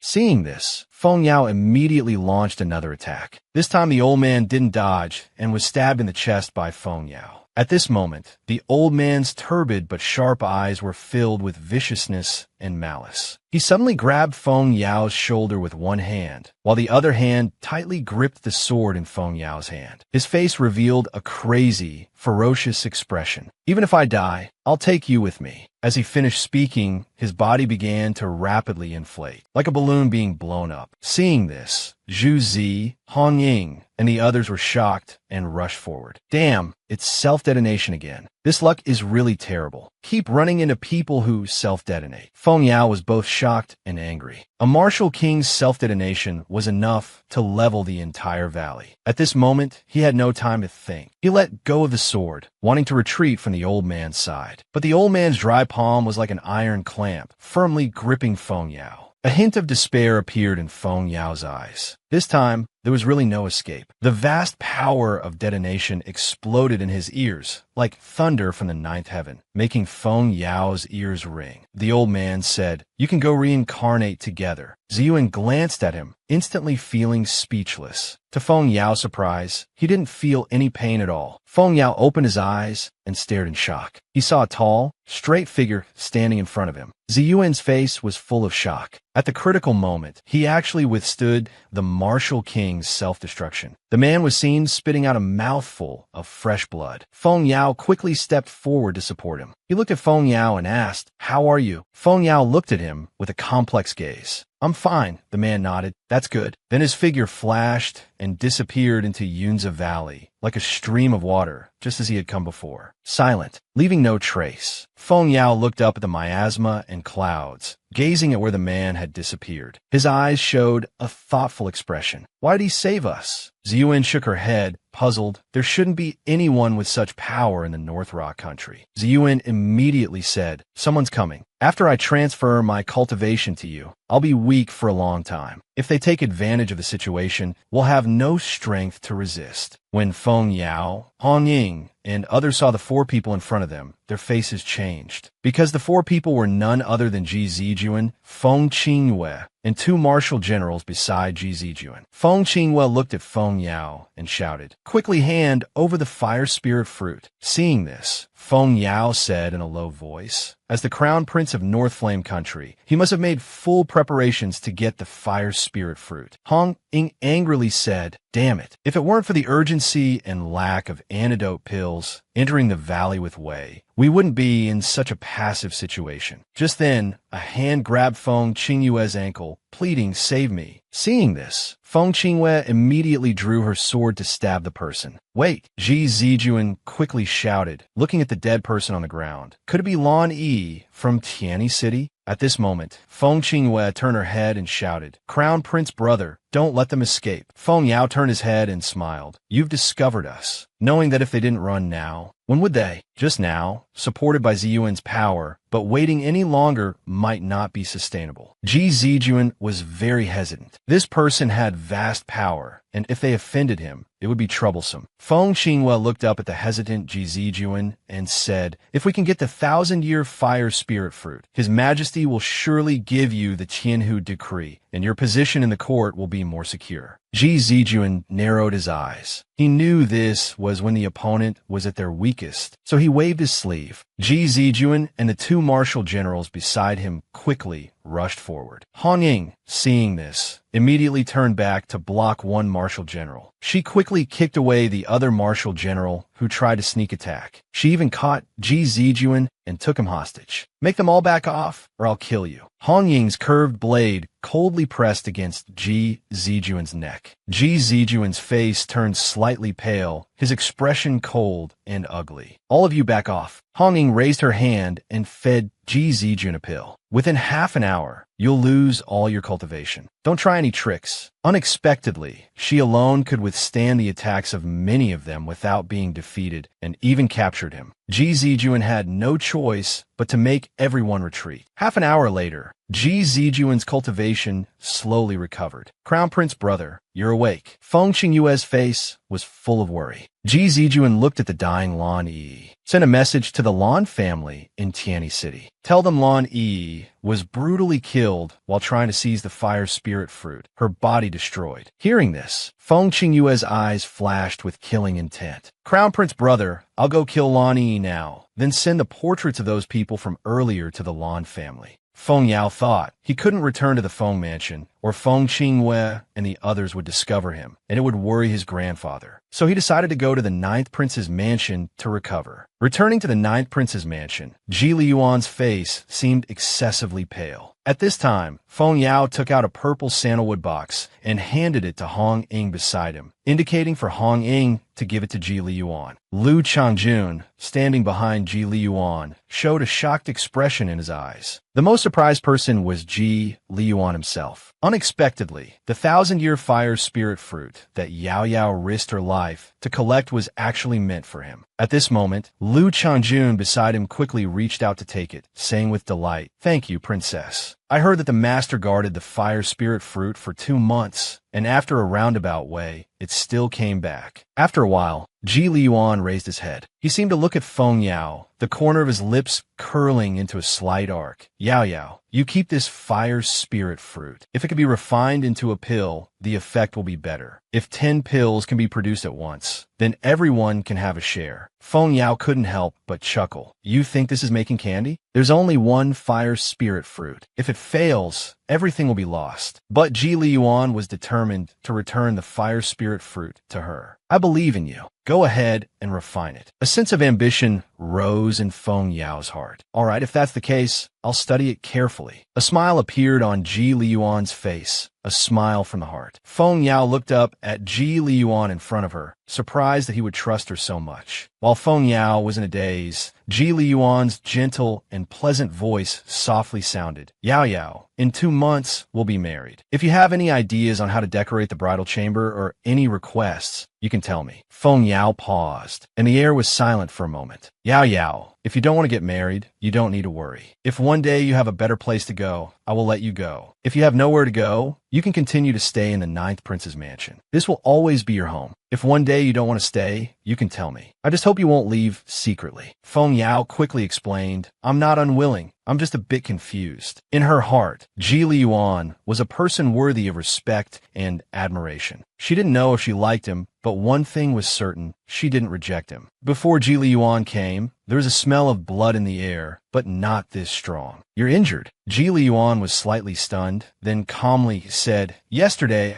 I encountered some villains while out and got slightly injured. It's nothing, Yao Yao. Do you feel unwell anywhere? Feng Yao's lips curled slightly. I'm much better. Thank you for taking me in again. The next day, Feng Yao returned to the Feng mansion. Recalling the previous events, Feng Yao couldn't help but wonder, I've never left North Yin country. Why would this person with such strong power risk his life to save me? Seeing this, Zi Yuan asked, what are you thinking about so seriously? I'm wondering who that person was who blocked the Martial King's self-destruction for me. Zi Yuan puzzled. The only one who would sacrifice their life to save you is your grandfather, but he doesn't have that kind of power. No one in the entire North Yin country can see through my true form. Only Ji Liyuan seems to know of my existence. Perhaps he has some unknown secret. Just like how you can temporarily possess my power, maybe he can also move freely temporarily. Feng Yao suddenly opened her eyes. Then why would he risk his life to save me? Haha, Zi Yuan laughed. Because you're the future 9th princess. All right, I'm going to sleep now, Feng Yao said as she took off the bracelet on her wrist. You stay here for now. What? I transferred all my power to you earlier, and I'm still weak. At least get me a spirit water pool to soak in. Feng Yao joked as she turned her head. There's no spirit water pool, but how about soaking in a teapot with spirit tea? Zi Yuan immediately complained. I used a secret technique and will be weak for a long time. I even let a nameless little snake take advantage of me to get you the fire spirit fruit. And this is how you treat me. All right, since you sound so pitiful, eat all of these. They'll replenish some of your cultivation. Seeing these pills, Zi Yuan was instantly overjoyed. You little girl know what's good. Early the next morning, Madame Lu and Feng Qingyue came to Feng Yao's door, fuming with anger. Madame Lu shouted, Feng Yao, you bitch, did you kill all the people from the Lu family?